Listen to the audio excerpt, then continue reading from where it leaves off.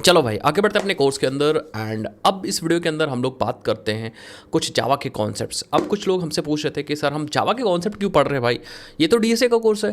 तो आपको मैंने पूरा इंट्रोडक्शन बता दिया कि एक्चुअली डीएसए क्या है, कॉम्प्लेक्सिटीज़ कैसे फाइंड आउट करनी है, एवरीथिंग सब बात कर चुके हैं। थ्योरेटिकल ऑलमोस्ट सब चीज़ बात कर चुके हैं। अब हमें प्रैक्टिकल की तरफ बढ़ना है। अब हमें डेटा स्ट्रक्चर्स के बारे में पढ़ना है, उन डेटा स्ट्रक्चर्स को इंप्लीमेंट करना है। बट सबसे इंपॉर्टेंट बात आती है कि डेटा स्ट्रक्चर्स को इंप्लीमेंट किस में करना है, कौन सी प्रोग्रामिंग लैंग्वेज में करना है। तो भाई स्टेप बाय स्टेप तो आप खुद से ही लिख लोगे, मतलब आप स्टेप आप सोचोगे लिखोगे, बट जब उसकी इंप्लीमेंटेशन की बात आएगी तब आपको प्रोग्रामिंग लैंग्वेज सीखनी पड़ेगी। इसीलिए मैंने चाहता हूँ कि भाई आप अगर प्रोग्रामिंग लैंग्वेज नहीं आती, किसी को जावा नहीं आती, तो वो इस कोर्स को फॉलो ना कर पाए। इसीलिए मैं क्या करता हूँ, एक दो वीडियो आपको जावा रिवाइज करा देता हूँ। तो एक पहले वाली वीडियो हो चुकी है, पिछली वीडियो पूरा जावा मैंने आपको रिवाइज कर दिया। एंड इस वीडियो के अंदर हम जो बचे कुछ कॉन्सेप्ट्स हैं जो ज़रूरी है डीएसए के लिए, जैसे कंट्रोल स्टेटमेंट्स के बारे में एंड जो ऑब्जेक्ट ओरिएंटेड के बारे में, वो सारे चीज़ हम इस वीडियो के अंदर पढ़ लेते हैं भाई, जिससे कि आप नेक्स्ट वीडियो से जब हम लोग डेटा स्ट्रक्चर्स, इंप्लीमेंटेशंस, ये सब चीज़ करें तो आप एकदम गुल ना बत्ती गुल आपकी ना हो जाए। चलो वीडियो को स्टार्ट करते हैं। और एक चीज़ मैं आपको बताना चाहूँगा, अगर आप पहली बार ये वीडियो देख रहे हो, फर्स्ट टाइम देख रहे हो, तो मैं आपको बता दूँ कि हम लोग स्टार्ट कर चुके थे डेटा स्ट्रक्चर की सीरीज़, जिसके अंदर हम स्टार्टिंग से लेकर एंड तक डेटा स्ट्रक्चर को सीख रहे हैं। साथ ही साथ में प्लेसमेंट सीरीज़ है, तो हम क्वेश्चंस वगैरह सब चीज़ करने वाले हैं। आपको पूरे सीरीज़ की लिंक आपको वीडियो के डिस्क्रिप्शन बॉक्स में मिल जाएगी, वहाँ से आप जाकर एक्सेस कर सकते हो। साथ ही साथ में आप अटेंडेंस लगाना मत भूलिएगा। कॉन्सेप्ट्स आएंगे भाई, डेली वीडियोस आएंगी, तो डेटा स्ट्रक्चर्स के कॉन्सेप्ट्स, एल्गोरिथम के कॉन्सेप्ट्स सब आएंगे।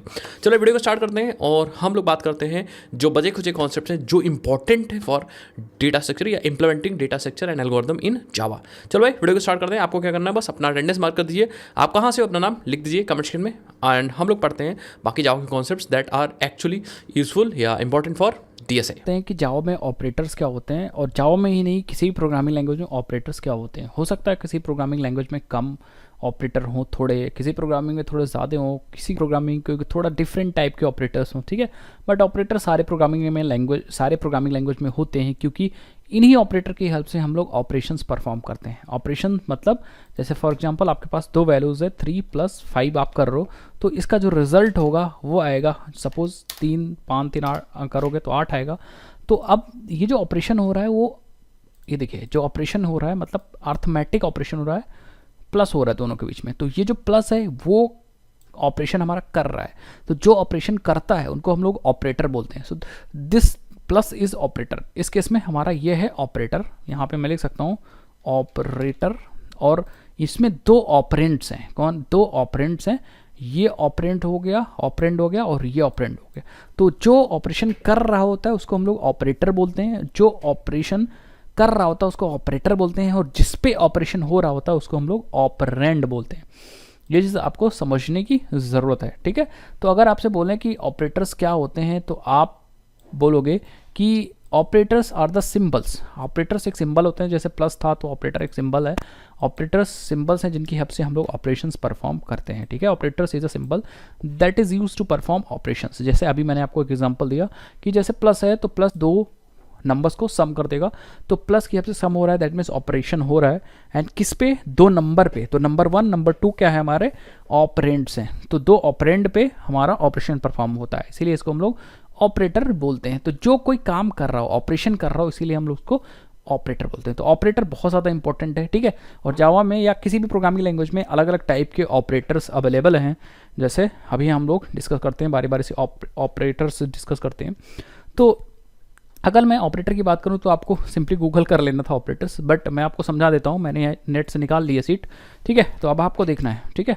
अब अलग अलग ऑपरेटर्स हैं, जैसे हम लोग एक एक करके कवर करेंगे।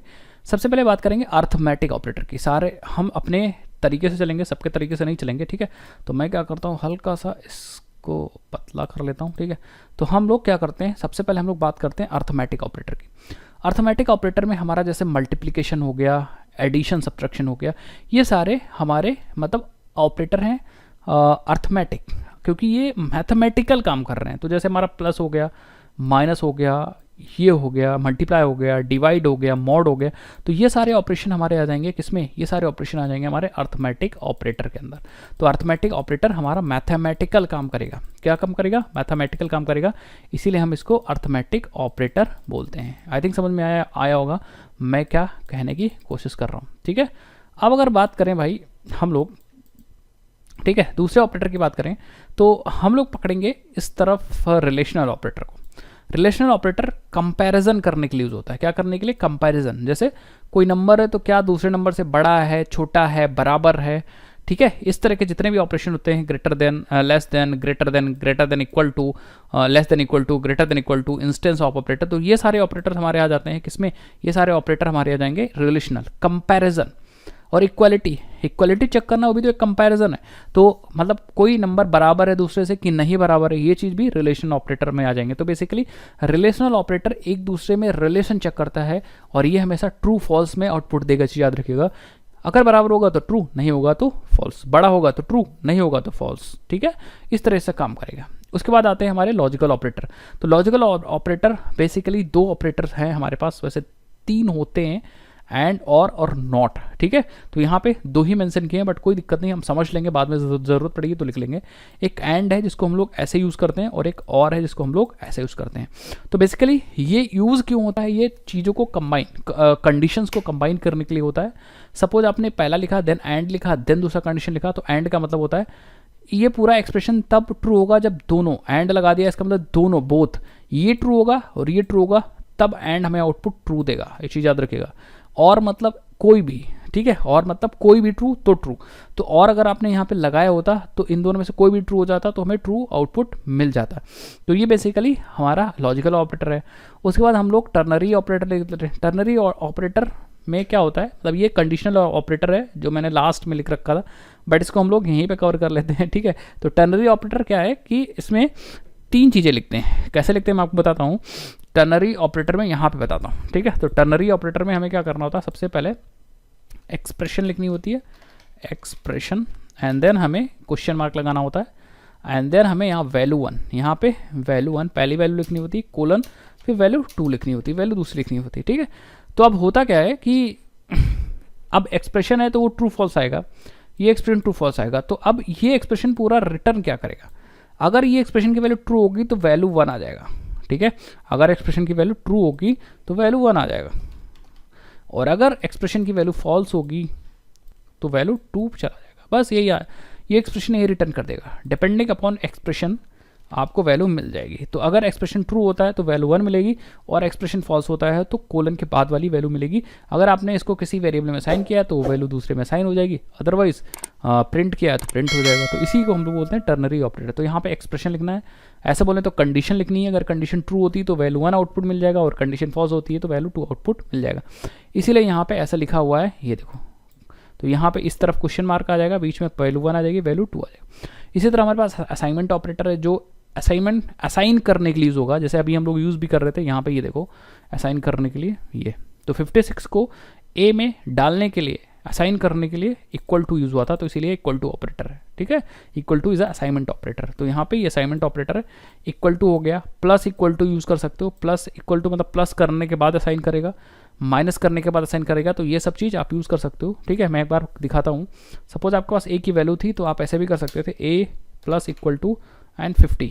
इसका मतलब होता है, ये जो आपने लिखा है इसका मतलब है a equal to A plus 50। ये दोनों एक ही चीज़ लिखी है, बस मैंने इसको एक्सटेंड कर दिया, एक्सपैंड कर दिया है, और इसको एक्सपैंड नहीं किया। तो ये लिखो चाहे ये लिखो, ये दोनों एक ही चीज़ है। ये a प्लस इक्वल टू 50 का सिंपल मतलब होता है ए में पहले 50 ऐड करो, देन ए में वो वापस से असाइन कर दो, ए में 50 ऐड करो, देन ए में वापस सिंपल असाइन कर दो। सो आई थिंक आपको चीज़ें समझ में आएंगी। थोड़ा सा एक दो ऑपरेटर बचे, उसको हम लोग और देख लेते हैं। तो गाइज अब यहाँ पे बिट वाइज ऑपरेटर के बारे में भी थोड़ा बहुत बात कर लेते हैं। और बिट वाइज ऑपरेटर एक्चुअली इसका नाम बिट वाइज इसलिए है क्योंकि ये बिट्स पे काम करता है, ठीक है। तो एंड और यहाँ पे बिट वाइज एक्सक्लूसिव और है, बिट वाइज इंक्लूसिव और है। तो ये बेसिकली बिट्स पे काम करेगा। तो जैसे हम लोगों ने 34 एंड 35 लिख दिया, तो 34 पहले कन्वर्ट होगा आपके बाइनरी में, एंड 35 भी बाइनरी में कन्वर्ट होगा, and then and operation perform होगा। इसी तरह और है तो पहले कन्वर्ट होगा, मतलब जो आप नंबर दोगे डेसिमल वाला वो पहले बाइनरी में कन्वर्ट होगा, देन हमारा बाइनरी ऑपरेशन एक्सक्लूसिव और परफॉर्म होगा, और इसी तरह इंक्लूसिव और परफॉर्म होगा। तो इसका नाम बिट वाइज ऑपरेटर होता है। ऐसा बहुत ज़्यादा नहीं यूज़ होता, बट कभी कभी यूज़ होता है। इसको इतना ज़्यादा इंपॉर्टेंट नहीं है, तो इसलिए मैं इतना ज़्यादा इसको डिटेल में कवर नहीं कर रहा हूँ। बट फिर भी अगर आपके क्वेश्चन वगैरह कभी इंटरव्यू वगैरह में पूछा जाता है तो इतना आपको पता होना चाहिए कि एटलीस्ट उसको एक्सप्लेन कर सको और चीज़ें समझा सको। अब ऊपर देखते हैं तो एक हमारे पास दो ऑपरेटर बचे हैं, यूनरी ऑपरेटर और शिफ्ट ऑपरेटर। तो यूनरी ऑपरेटर की बात करें तो यूनरी का मतलब होता है सिंपल कि एक ही ऑपरेंड पे ऑपरेशन परफॉर्म होगा। जैसे ए पे ही अभी तक हम लोग क्या कर रहे थे, जो भी यहाँ पे ऑपरेशन परफॉर्म कर रहे थे, दो ऑपरेंड, दो वेरिएबल होते थे, A plus B, A minus B, A and B. लेकिन यूनरी का मतलब होता है अब एक ही ऑपरेंड पे ऑपरेशन परफॉर्म होगा। जैसे यहाँ पे एक्सप्रेशन प्लस प्लस, तो ए प्लस प्लस हो, ए माइनस माइनस हो, माइनस माइनस ए हो, माइनस माइनस ए हो, ऐसा करके जो ऑपरेशन होंगे उनको हम लोग यूनरी ऑपरेटर बोलते हैं कि वो भैया एक ही ऑपरेंड में चल रहे हैं। मैं आपको दिखाता हूँ। सपोज अगर आप ए प्लस बी कर रहे हो तो ये जो ऑपरेटर है प्लस असाइनमेंट ऑपरेटर है, ये दो ऑपरेंड पे कंबाइन चल रहा है, ए और प्लस ए और बी दोनों पे। बट अगर आपने ए प्लस प्लस कर दिया तो यहाँ पे तो एक ही ऑपरेंड है, इसीलिए इसको बोलेंगे इस वाले ऑपरेटर को, ये ऑपरेटर सिर्फ एक ही पे चल रहा है, ये जो ऑपरेटर है ये एक ही ए पे चल रहा है, इसीलिए इसको बोलेंगे यूनरी ऑपरेटर। अब क्योंकि ये वैल्यू लिखने के बाद प्लस प्लस है तो इसीलिए ये पोस्ट फिक्स है, बाद में आया तो इसलिए पोस्ट फिक्स इंक्रीमेंट ऑपरेटर है। और अगर आपने प्लस प्लस पहले लिख दिया तो ये प्री फिक्स इंक्रीमेंट ऑपरेटर है, माइनस माइनस लिख दिया प्री फिक्स डिक्रीमेंट ऑपरेटर है, इसके बाद लिखा पोस्ट फिक्स डिक्रीमेंट ऑपरेटर है। इसका मतलब क्या है, प्री फिक्स मतलब पहले चेंज कर देगा बाद में यूज़ करेगा, पोस्ट फिक्स मतलब यूज़ करने के बाद चेंज करेगा। सो आई थिंक आपको क्लियर होगा। इसको हम थोड़ा बहुत यूज़ करते हैं देन देखते हैं आपको। तो गाइज अब देखते हैं इफ़ स्टेटमेंट, और यहाँ पे अब हम प्रैक्टिकल भी करेंगे। अभी तक ऑपरेटर्स में इतना कुछ ज़्यादा प्रैक्टिकल नहीं था, बट अब हमें पहले थ्योरेटिकल चीज़ें समझनी है एंड देन प्रैक्टिकल हमें करना है अपने सिस्टम में। तो यहाँ हम लोग प्रोग्राम कर ही रहे थे तो हम लोग प्रैक्टिकल भी यहाँ पे कर लेंगे। सबसे पहले इफ़ स्टेटमेंट देखते हैं होता क्या है एंड हम लोग अपने प्रोग्राम में इसको कब यूज़ करेंगे और क्यों यूज़ करेंगे। तो इफ़ स्टेटमेंट कई तरीके हो सकते हैं, जैसे एक होता है सिंपल इफ़, ठीक है, इफ़।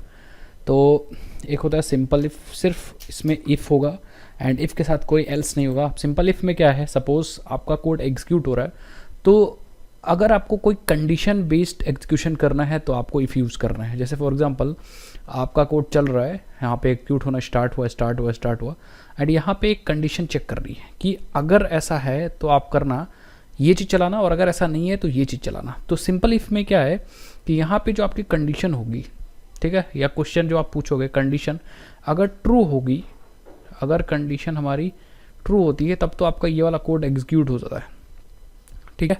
और अगर ट्रू नहीं होती, दैट मीन्स अगर फॉल्स हो जाती है तो हमारा ये वाला कोड एग्जीक्यूट नहीं होता है जो हमने राइट साइड में लिखा। अगर फॉल्स हो जाती है तो हमारा जो कोड है वो मतलब प्रोग्राम है वो टर्मिनेट हो जाता है। और एग्जीक्यूट होने के बाद भी टर्मिनेट होना है तो इधर से टर्मिनेट हो चाहे इधर से टर्मिनेट हो, और ये आपका स्टार्टिंग पॉइंट है, ठीक है।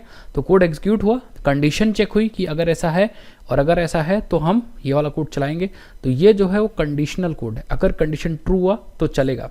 जैसे फॉर एग्जांपल अगर हमारे पास कोई नंबर है तो हम यहाँ पे एक क्लास और बना लेते हैं, राइट क्लिक करके न्यू जावा की क्लास बना लेते हैं और यहाँ पे इफ़ एग्जाम्पल या इफ़ स्टेटमेंट या इफ़ एग्जाम्पल देते हैं क्लास का नाम, इफ़ एग्जाम्पल। एंड यहाँ पे हम लोग इस क्लास में भी मेन मेथड बना लेते हैं अपना, जहाँ से हम अपना प्रोग्राम चलाएंगे। एंड यहाँ पे सपोज़ हमारे पास एक नंबर है, ठीक है, हमारे पास एक n है और हमें चेक करना है कि ये नंबर क्या ये नंबर पे 12 ले लेते हैं और चेक करना है क्या ये नंबर 0 से बड़ा है। तो हम सिंपली इफ़ लिखेंगे एंड अपना कंडीशन लिख देंगे, क्या ये number n is greater than 0। अगर 0 है या सॉरी 0 से बड़ा है तो हमारा ये है इफ़ की बॉडी। और यहाँ पे कोड जो लिखेंगे हम लोग, सपोज़ यहाँ पे हम लोग ले लेते हैं एस आउट, लिख देते हैं यस इट इज़ ग्रेटर या it is, yes it is, ठीक है। तो अब इसके अंदर बहुत सारा कोड लिख सकते हैं, लेकिन ये कोड तभी चलेगा जब ये कंडीशन ट्रू होगी, मतलब ऐसा एक्चुअली में होगा, मतलब जब n की वैल्यू 0 से बड़ी होगी, ये ट्रू होगा, तभी ये इफ़ की बॉडी चलेगी। And it is called true block. True block का सिंपल मतलब होता है ये तभी एग्जीक्यूट होगा जब ये कंडीशन ट्रू होगी। तो एग्जांपल के केस में इस बार देखो n की वैल्यू 12 है और एक्चुअली 12 अगर यहाँ प्लेस करो, n की जगह 12 रखो तो एक्चुअली 12 0 से बड़ी है, दैट मीन्स ये ट्रू है और ये ट्रू ब्लॉक हमारा एग्जीक्यूट होगा। अगर हम राइट क्लिक करके रन करें अपने इफ़ एग्जाम्पल को तो आपको यहाँ पे यस इट इज़ दिखेगा। एंड अगर हम n की वैल्यू चेंज करके हम कर देते हैं -63, इस केस में n की वैल्यू यहाँ -63 आएगी जो कि बड़ी नहीं है, कंडीशन फॉल्स हो जाएगी। एंड यहाँ हम लोग ऑपरेटर जो यूज़ कर रहे हैं वो रिलेशनल ऑपरेटर है, तो अगर हम रन करें तो आप देखोगे कुछ नहीं होगा, कुछ प्रिंट नहीं होगा। क्यों? क्योंकि ये फॉल्स होगी कंडीशन, तो यहाँ पे हम लोग फॉल्स का कोई ब्लॉक है ही नहीं। तो इसीलिए हम फॉल्स ब्लॉक भी ऐड कर सकते हैं, और वो फॉल्स ब्लॉक ऐड कर सकते हैं जब हम यूज़ करेंगे इफ़ एल्स। इफ़ के साथ हम लोग एल्स भी यूज़ कर सकते हैं। मतलब अगर इफ़ कंडीशन ट्रू हुई तो ट्रू ब्लॉक, अगर ट्रू नहीं हुई तो फॉल्स ब्लॉक भी हमारे पास आ जाएगा, कुछ ऐसा। हम लोग इसको कमेंट करते हैं इफ़ ब्लॉक का। अगर हमें दोनों इफ़ एल्स यूज़ करना है तो आप इफ़ के साथ कंडीशन एज इट इज़ जैसे अभी यूज़ कर रहे थे वैसे यूज़ करेंगे। एन की वैल्यू अगर 0 से बड़ी है तो हमें चलाना है यहाँ पे, ये है हमारा ट्रू ब्लॉक। तो कमेंट लगा के मैं यहाँ लिख देता हूँ ट्रू ब्लॉक, एंड यहाँ हम लिख देते हैं ऐसे ही लिख देते हैं it is yes it is या इट इज़ यस, ठीक है। एंड अब हम इसी ट्रू ब्लॉक के साथ हम लोग एल्स कीवर्ड के साथ एल्स ब्लॉक भी यूज़ कर सकते हैं। तो अब क्या होगा, अगर एक कंडीशन, इस कंडीशन पे पूरा डिपेंडेंसी है, ये कंडीशन ट्रू होती है तो आपका ट्रू ब्लॉक चलेगा, और ये कंडीशन फॉल्स होती है तो आपका ये है हमारा फॉल्स ब्लॉक। तो अगर ये कंडीशन बाय चांस फॉल्स हो जाती है, ये वाली कंडीशन, तो ट्रू नहीं चलेगा, उस केस में हमारा फॉल्स ब्लॉक चलेगा। और यहाँ पे हम कुछ और चीज़ लिख सकते हैं, नो इट इज़ नॉट। तो इस केस में अब हमारा एज अ स्विच काम होगा सारा। Switch means what is switch, आप देख सकते हो स्विच का मतलब अगर ये ऑन है मतलब ये ट्रू होता है तो ये वाली चीज़, और अगर ये ऑफ है दैट मीन्स फॉल्स हुआ तो ये वाली चीज़। अगर हम रन करें तो आपको पूरा आउटपुट मिल जाएगा, आप देख सकते हो यहाँ पे। So no it is not, तो एन की वैल्यू मैंने माइनस ले रखी है, तो यहाँ पे कंडीशन फॉल्स हो गई, और फॉल्स हो गई तो हमारा फॉल्स ब्लॉक आ गया। तो अब हम लोग इसको अगर पॉजिटिव करते हैं 69 कर देते हैं, तो अब हम रन करेंगे। सो आप देखोगे हमारा, क्योंकि ये ट्रू मिल जाएगा यहाँ 69, जो कि 69 ग्रेटर है 0 से, तो हमारा true block yes it is yes, आपका आउटपुट यहाँ पे आ जाएगा। तो ये होता है इफ़ एल्स। इस तरीके से अनेक चीज़ें आप बहुत अलग अलग चीज़ें कर सकते हो, एंड बहुत सारी चीज़ें कर सकते हो, बट कुछ और हम लोग इफ़ के साथ एल्स हो गया। एंड इसी तरह आप लेडर इफ़ यूज़ कर सकते हो। लेडर इफ़ मतलब अब हम लोग एक इफ़ के साथ कई सारे एल्स ब्लॉक लगा सकते हैं। जैसे फॉर एग्जांपल आपने एक इफ़ लिखा एंड यहाँ कंडीशन 1 लगाया या एक्सप्रेशन 1 कंडीशन 1, ठीक है। एंड कंडीशन 1 के बाद आपका ये ट्रू ब्लॉक आ जाएगा, ब्लॉक 1, ठीक है, ब्लॉक 1 नॉट 2 1। तो आप क्या कर सकते हो, लेडर का मतलब सीढ़ी बना सकते हो। एक एल्स के साथ फिर से आप इफ़ यूज़ कर सकते हो, और कंडीशन 2 आप कंडीशन 2 यूज़ कर सकते हो। एंड ये जो है वो ब्लॉक 2 हो जाएगा, कंडीशन 2 के लिए ब्लॉक 2 हो जाएगा, ठीक है। इसके बाद फिर से आप एल्स इफ़ यूज़ कर सकते हो, और यहाँ पे कंडीशन 3 यूज़ कर सकते हो। एंड बहुत सारी चीज़ें आप कर सकते हो, और ये ब्लॉक 3 हो जाएगा। इसी तरह आप बहुत सारे ब्लॉक्स क्रिएट कर सकते हो। एंड फाइनली जितने मर्जी उतने ब्लॉक्स आप क्रिएट कर दो, फाइनली लास्ट में आपका एल्स ब्लॉक आ जाएगा, ठीक है। अब इसका एग्जीक्यूशन कैसे होगा वो चीज़ हम लोग समझते हैं। मतलब इसका एग्जीक्यूशन बहुत ही ज़्यादा इंपॉर्टेंट है, और बहुत मतलब मज़ेदार चीज़ है, आपको मैं समझाता हूँ कि इसका एक्चुअली एग्जीक्यूशन कैसे होगा, ठीक है। सो आप देखिए, सबसे पहले जब ये लेडर है, इसी को लेडर बनाया गया, ये सीढ़ी बनी हुई है, जैसे सीढ़ी में हत्थे होते हैं वैसे ही ये लेडर है। तो अब आपको समझना इसमें क्या है, इसमें आपको समझना है ब्लॉक नंबरिंग जो मैंने की, बस उसी चीज़ को आपको समझना है। जैसे कंडीशन 1 है तो ब्लॉक 1, ठीक है, ये कंडीशन 1 तो ब्लॉक 1, कंडीशन 2 तो ब्लॉक 2, ठीक है, ये चीज़ एसोसिएटेड है, जुड़े हैं। कंडीशन 3 तो ब्लॉक 3, ठीक है, और एल्स तो एल्स ब्लॉक, ये है एल्स का ब्लॉक। तो यहाँ पे ब्लॉक ये है जो एल्स ब्लॉक एल्स, ठीक है, तो मैंने ये लिख दिया। अब क्या होगा, आपको समझना है कि जब आप कंडीशन 1 ट्रू होगी, अगर ये कंडीशन ट्रू हो जाती है पहली बार में ही, तो क्योंकि कंडीशन 1 ट्रू हुई तो ब्लॉक 1 अपने आप से एग्जीक्यूट हो जाएगा, ठीक है। और जैसे ही ब्लॉक 1 एग्जीक्यूट हो गया, एक ही ब्लॉक चलना है, तो ब्लॉक एग्जीक्यूट हो गया, दैट मीन्स सब चीज़ का पूरा काम खत्म। अब इफ़ वाली चीज़ को छोड़ ही दो, अब नेक्स्ट एग्जीक्यूशन स्टार्ट करो अपना, ठीक है। लेकिन बाय चांस क्या होता है कि अगर ये चीज़ फॉल्स हो जाती है, बाय चांस ये चीज़ फॉल्स हो जाएगी, तो क्या होगा, ये दूसरे एल्स इफ पे आ जाएगा, ठीक है। मतलब इस कंडीशन को चेक करेगा, और अगर ये कंडीशन ट्रू हो जाएगी तो इस केस में हमारी कौन सी कंडीशन ट्रू हुई, कंडीशन 2, तो हमारा ब्लॉक 2 एग्जीक्यूट होगा। अब क्योंकि एक ही चीज़ एग्जीक्यूट करनी है, तो ब्लॉक 2 एग्जीक्यूट होने के बाद काम खत्म। अब कोई भी चीज़ नीचे की यूज़ नहीं होगी या नहीं चलेगी इस इफ़ एल्स के साथ, मतलब क्योंकि एक चीज़ चलनी थी चल गई। बट बाय चांस अगर ये कंडीशन फॉल्स हो जाती है, तब हमें इस वाले थर्ड ब्लॉक पे जाना है, और अगर थर्ड ब्लॉक ट्रू होता है तो हमें ब्लॉक 3 एग्जीक्यूट करना है, ठीक है। ये वाला एग्जीक्यूट करना है, और अगर एग्जीक्यूट हुआ है तो काम खत्म। ऐसे करके अगर ट्रू होता है तो जो ब्लॉक, जो कंडीशन ट्रू हो रहा है उसी के साथ जो ब्लॉक है वो एग्जीक्यूट कर दो। लेकिन बाई चांस ऐसा भी हो सकता है कि कोई भी ब्लॉक ट्रू ना हो, ना ये हुआ ट्रू ना ये हुआ ट्रू, तो आप चेक करते जाओगे, कोई भी अगर ट्रू नहीं होगा तो फाइनली आपको लास्ट वाला एल्स ब्लॉक क्या कर देना है, एग्जीक्यूट कर देना है। ठीक है, फॉर एग्जांपल अब इसका एक एग्जांपल देते हैं, आपको समझाते हैं तो आपको और अच्छे से समझ में आएगा। ठीक है, तो देखिए हम एक क्वेश्चन फ्रेम करने की कोशिश कर रहे हैं, उस क्वेश्चन से आप बहुत आसानी से क्या कर सकते हो, चीज़ें समझ सकते हो। तो एक बहुत फेमस क्वेश्चन है ग्रेडिंग का, मैं आपको दिखाता हूँ। हम लोग इस पर चलते हैं एकदम यहाँ पे। ठीक है, तो सपोज हमारे पास एक क्वेश्चन है, हम यूज़र से ले रहे हैं बच्चा का मार्क्स, कोई स्टूडेंट है उसका मार्क्स एम की वैल्यू सपोज कोई है। अब हमें बेस्ड ऑन मार्क्स हमें ग्रेडिंग प्रिंट करनी है। तो सपोज अगर मार्क्स की वैल्यू 90 से बड़ी है तो हमें आउटपुट देना है, यहाँ पे आउटपुट देना है, हमें आउटपुट देना है ग्रेड ए। ठीक है, ग्रेड ए, ये मतलब आउटपुट देना हमें ए। ठीक है, तो मैं 2 ही 3 रखूँगा। और अगर एम की वैल्यू हमारी बड़ी है 80 से, ठीक है, बट छोटी है 90 या 90 से बराबर है, ठीक है, कुछ ऐसा है, तो हम दे देंगे ग्रेड बी। तो 80 से बड़ी है बट 90 से छोटी है तो ग्रेड बी।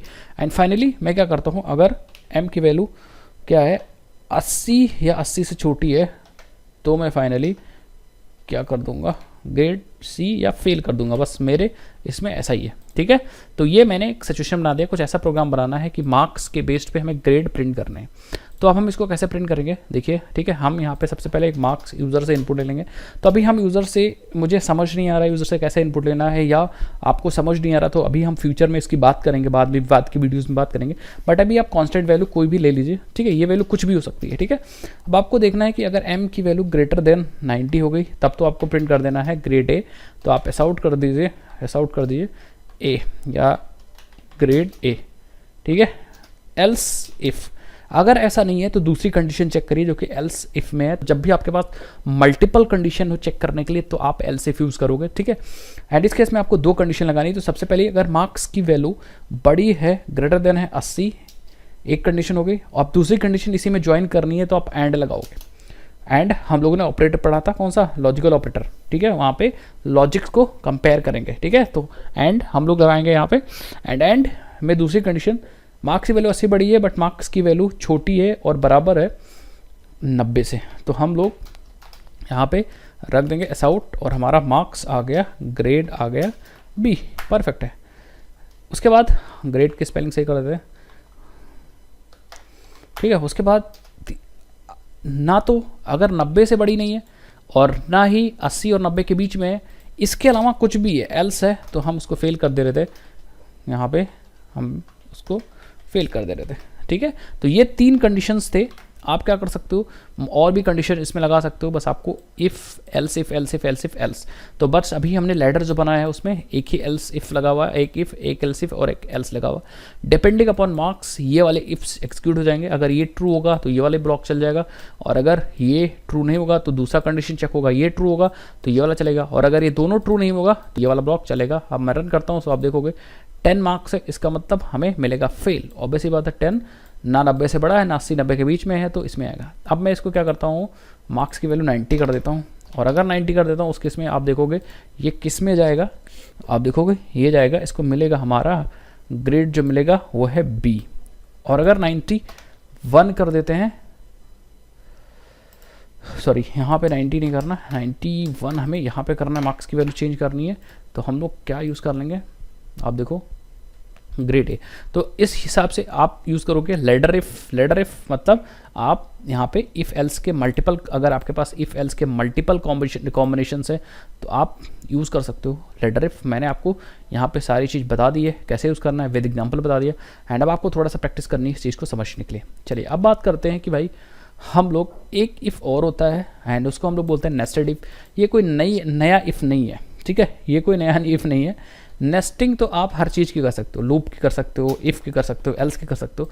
ठीक है, तो कभी कभी ऐसा होता है कि आपको कंडीशन के बाद कंडीशन चेक करनी होती है। जैसे आपने एक कंडीशन यहाँ पे लगा ली है, एक कंडीशन लगा ली है, और अगर ये कंडीशन ट्रू होती है तो आप क्या करते हो, एक कंडीशन और लगा देते हो, कंडीशन, दूसरी कंडीशन चेक कर लेते हो, और जैसे ही दूसरी कंडीशन चेक करते हो, इसी को हम लोग बोलते हैं नेस्टेड इफ। नेस्टेड इफ मतलब एक कंडीशन के बाद दूसरी कंडीशन, एक कंडीशन के अंदर दूसरी कंडीशन।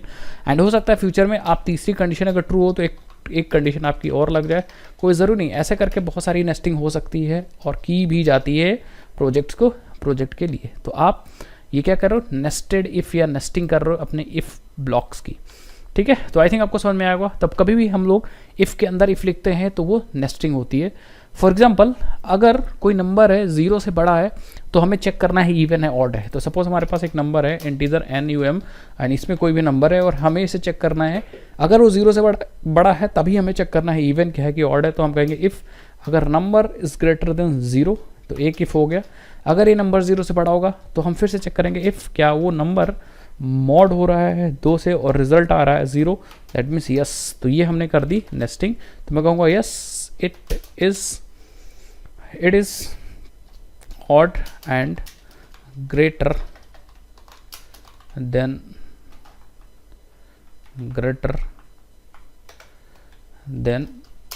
0, ठीक है। तो ये दो कंडीशंस मैंने यहाँ पे लगा दी है। कौन कौन सी कंडीशंस यहाँ लगा दी है, अगर हमारा, ठीक है, अगर हमारा 0 से बड़ा है तभी मैंने इफ़ चेक किया। तो नेस्टेड इफ़ कोई नई चीज़ नहीं, नेस्टेड इट वही इफ़ ही है, बट आपने क्या कर दिया, इफ़ के अंदर इफ़ कर दिया तो उसको नेस्टेड इफ़ बोलते हैं, ठीक है। तो ये हमारे सारे इफ़ की चीज़ें खत्म हो गई। एक चीज़ मैं और बताना चाहूँगा, अगर आप इफ़ के साथ सिंगल स्टेटमेंट लिखते हो, जैसे आपने यहाँ पे लिख दिया इफ़ ट्रू, और अगर आपके पास सिर्फ और सिर्फ सिंगल स्टेटमेंट है, एक ही स्टेटमेंट है, या इट इज़ ट्रू, ठीक है, या इट इज़ ट्रू। तो अगर आपके पास सिंगल स्टेटमेंट है, एक ही लाइन है, तो आप इस ब्रैकेट को मिस कर सकते हो।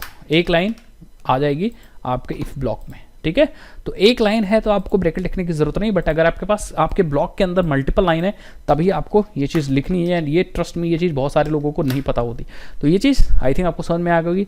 इफ़ के सारे स्टेटमेंट आपको समझ में आ गएंगे। सिंपल इफ़ के साथ एल्स, इफ़ के साथ ladder if and nested if and with example. तो गाइज अब बात कर लेते हैं स्विच स्टेटमेंट की, ठीक है। अब स्विच स्टेटमेंट अगर मैं बताऊं तो स्विच स्टेटमेंट अल्टरनेटिव है इफ़ एल्स लेडर का, ठीक है। हम लोग जो एल्स इफ लेडर यूज़ कर रहे थे उसी का ये अल्टरनेटिव है। मतलब अगर आपके पास मल्टीपल कंडीशन है तो आप क्या यूज़ करोगे, स्विच स्टेटमेंट यूज़ कर सकते हो, ठीक है। इसका यूज़ करने का सिंटेक्स सबसे पहले मैं बता दूं तो स्विच क्या है, स्विच के अंदर बहुत सारे केसेस होंगे एंड स्विच का स्टेटमेंट सिंपली सिंटेक्स है, आपको लिखना है स्विच और यहाँ पे अपना वेरिएबल पास कर देना है, ठीक है। वेरिएबल मतलब बोलूँ या वैल्यू बोलूँ तो ज़्यादा सही है। आप यहाँ पे अपनी एक वैल्यू पास कर दोगे, हो सकता है वो वेरिएबल हो, वेरिएबल के अंदर वैल्यू रखी हो, और हो सकता है वो डायरेक्ट वैल्यू। तो आपने यहाँ वैल्यू पास कर दी और यहाँ पे आप कोई इंटीजर वैल्यू पास कर सकते हो, कोई स्ट्रिंग भी पास कर सकते हो, ठीक है। तो यहाँ पे आप कोई वैल्यू पास कर सकते हो। और स्विच के अंदर आप बनाओगे केसेस, तो आप यहाँ पे केस 0 बना सकते हो,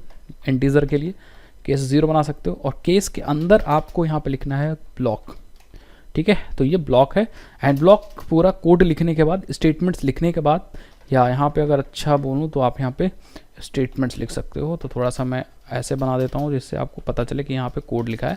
कोड को लिखने के बाद आपको ब्रेक लगाना है, ठीक है। तो एक ये केस 1 बन गया, केस 0 बन गया। उसके बाद आप केस 1 बना सकते हो। केसेस आप चेंज भी कर सकते हो, कोई ज़रूरी नहीं कि 1 2 3 बनाओ। केसेस आप मंडे संडे ऐसे करके बना सकते हो, स्ट्रिंग में केसेस बना सकते हो, इस केस में नेम बना सकते हो, केस दुर्गेश, केस अमन, केस अंकित, ऐसे करके केसेस बना सकते हो, ठीक है। तो अभी हम 0 1 का एग्जांपल ले रहे हैं, तो हमने यहाँ पे 2 या 3 केसेस बना सकते हैं। हर एक केस के बाद आपको ब्रेक लगाना ज़रूरी है, अदरवाइज फॉल थ्रू हो जाएगा। फॉल थ्रू में क्या होगा, कोड रुकेगा नहीं, एक केस चलने के बाद कोड रुकेगा नहीं और केस नेक्स्ट केस एग्जीक्यूट हो जाएगा। तो इसीलिए आपको हर केस के बाद ब्रेक लगाना ज़रूरी है। तो इस केस के बाद भी हम लोग ब्रेक लगा देते हैं। एंड बाय डिफ़ॉल्ट जब आपके सारे केसेस खत्म हो जाएंगे तो आपका चलेगा एक default case, and default case में आप डिफ़ॉल्ट वैल्यू कोई चीज़ आप प्रिंट कर सकते हो। एंड दैट्स इट, फाइनली आपका सारा का सारा कहानी यहाँ पे क्या हो जाएगी, सारी की सारी कहानी यहाँ पे ख़त्म हो जाएगी, ठीक है। मतलब ये हमारा बन गया सारा का सारा स्विच स्टेटमेंट। अब हम इसको समझते हैं सारी चीज़ को कि कैसा स्विच स्टेटमेंट वर्क करता है। तो अब आपको देखना है, ठीक है। तो अब वर्किंग इसकी सबसे ज़्यादा इंपॉर्टेंट है एंड ये अल्टरनेटिव है। मैंने बताया था कि लेडर इफ़ का, that means if else ladder, else if ladder का। तो इसमें क्या है कि सबसे पहले जो आपने वेरिएबल पास किया है, सपोज वैल्यू जो पास की है, सपोज यहाँ वैल्यू आपने 3 पास की है, तो ये 3 ये जो वैल्यू है वो सबसे पहले केस से ही डायरेक्ट मैच की जाएगी, केस से ही ये वैल्यू मैच की जाएगी, ठीक है। एंड अगर ये मैच हो जाती है इन केस, मतलब ये वैल्यू जो है 0, मान लो यहाँ 0 पास हुआ था और ये 0 है, तो ये मैच कर जाती है, तो ये वाला सारा स्टेटमेंट चल जाएगा और फाइनली ब्रेक जैसा ही अप्लाई होगा, सारी की चीज़ें, सारे स्विच की चीज़ें बंद हो जाएंगी और बाहर आ जाएगा कोड।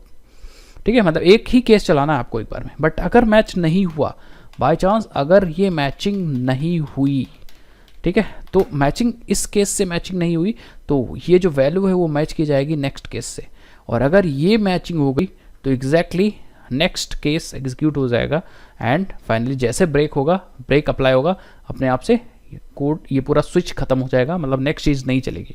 और अगर केस 1 भी नहीं मैच हुआ तो उस केस में आपका ये वैल्यू मैच होगी केस 2 के साथ, और अगर केस 2 मैच हुआ तो केस 2 वाला कोड पूरा चलेगा एंड ब्रेक जैसे अप्लाई होगा पूरा कोड एग्जीक्यूट हो जाएगा।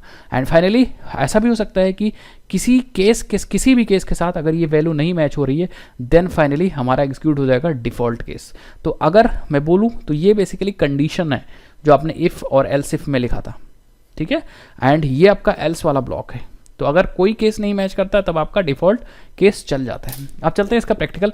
बस आपको याद क्या रखना है कि इसमें से एक ही केस एक बार में चलेगा एंड मल्टीपल केसेस नहीं एग्जीक्यूट हो सकते। और बाय चांस अगर आप ब्रेक लगाना भूल जाते हो तो केस 0 मैच किया तो 0 मैच एग्जीक्यूट होने के बाद अपने आप से 1 पे आ जाएगा, तो उसका कोई मतलब ही नहीं रह जाएगा। तो एक हम लोग राइट क्लिक करके एक फाइल बना लेते हैं, स्विच एग्जाम्पल,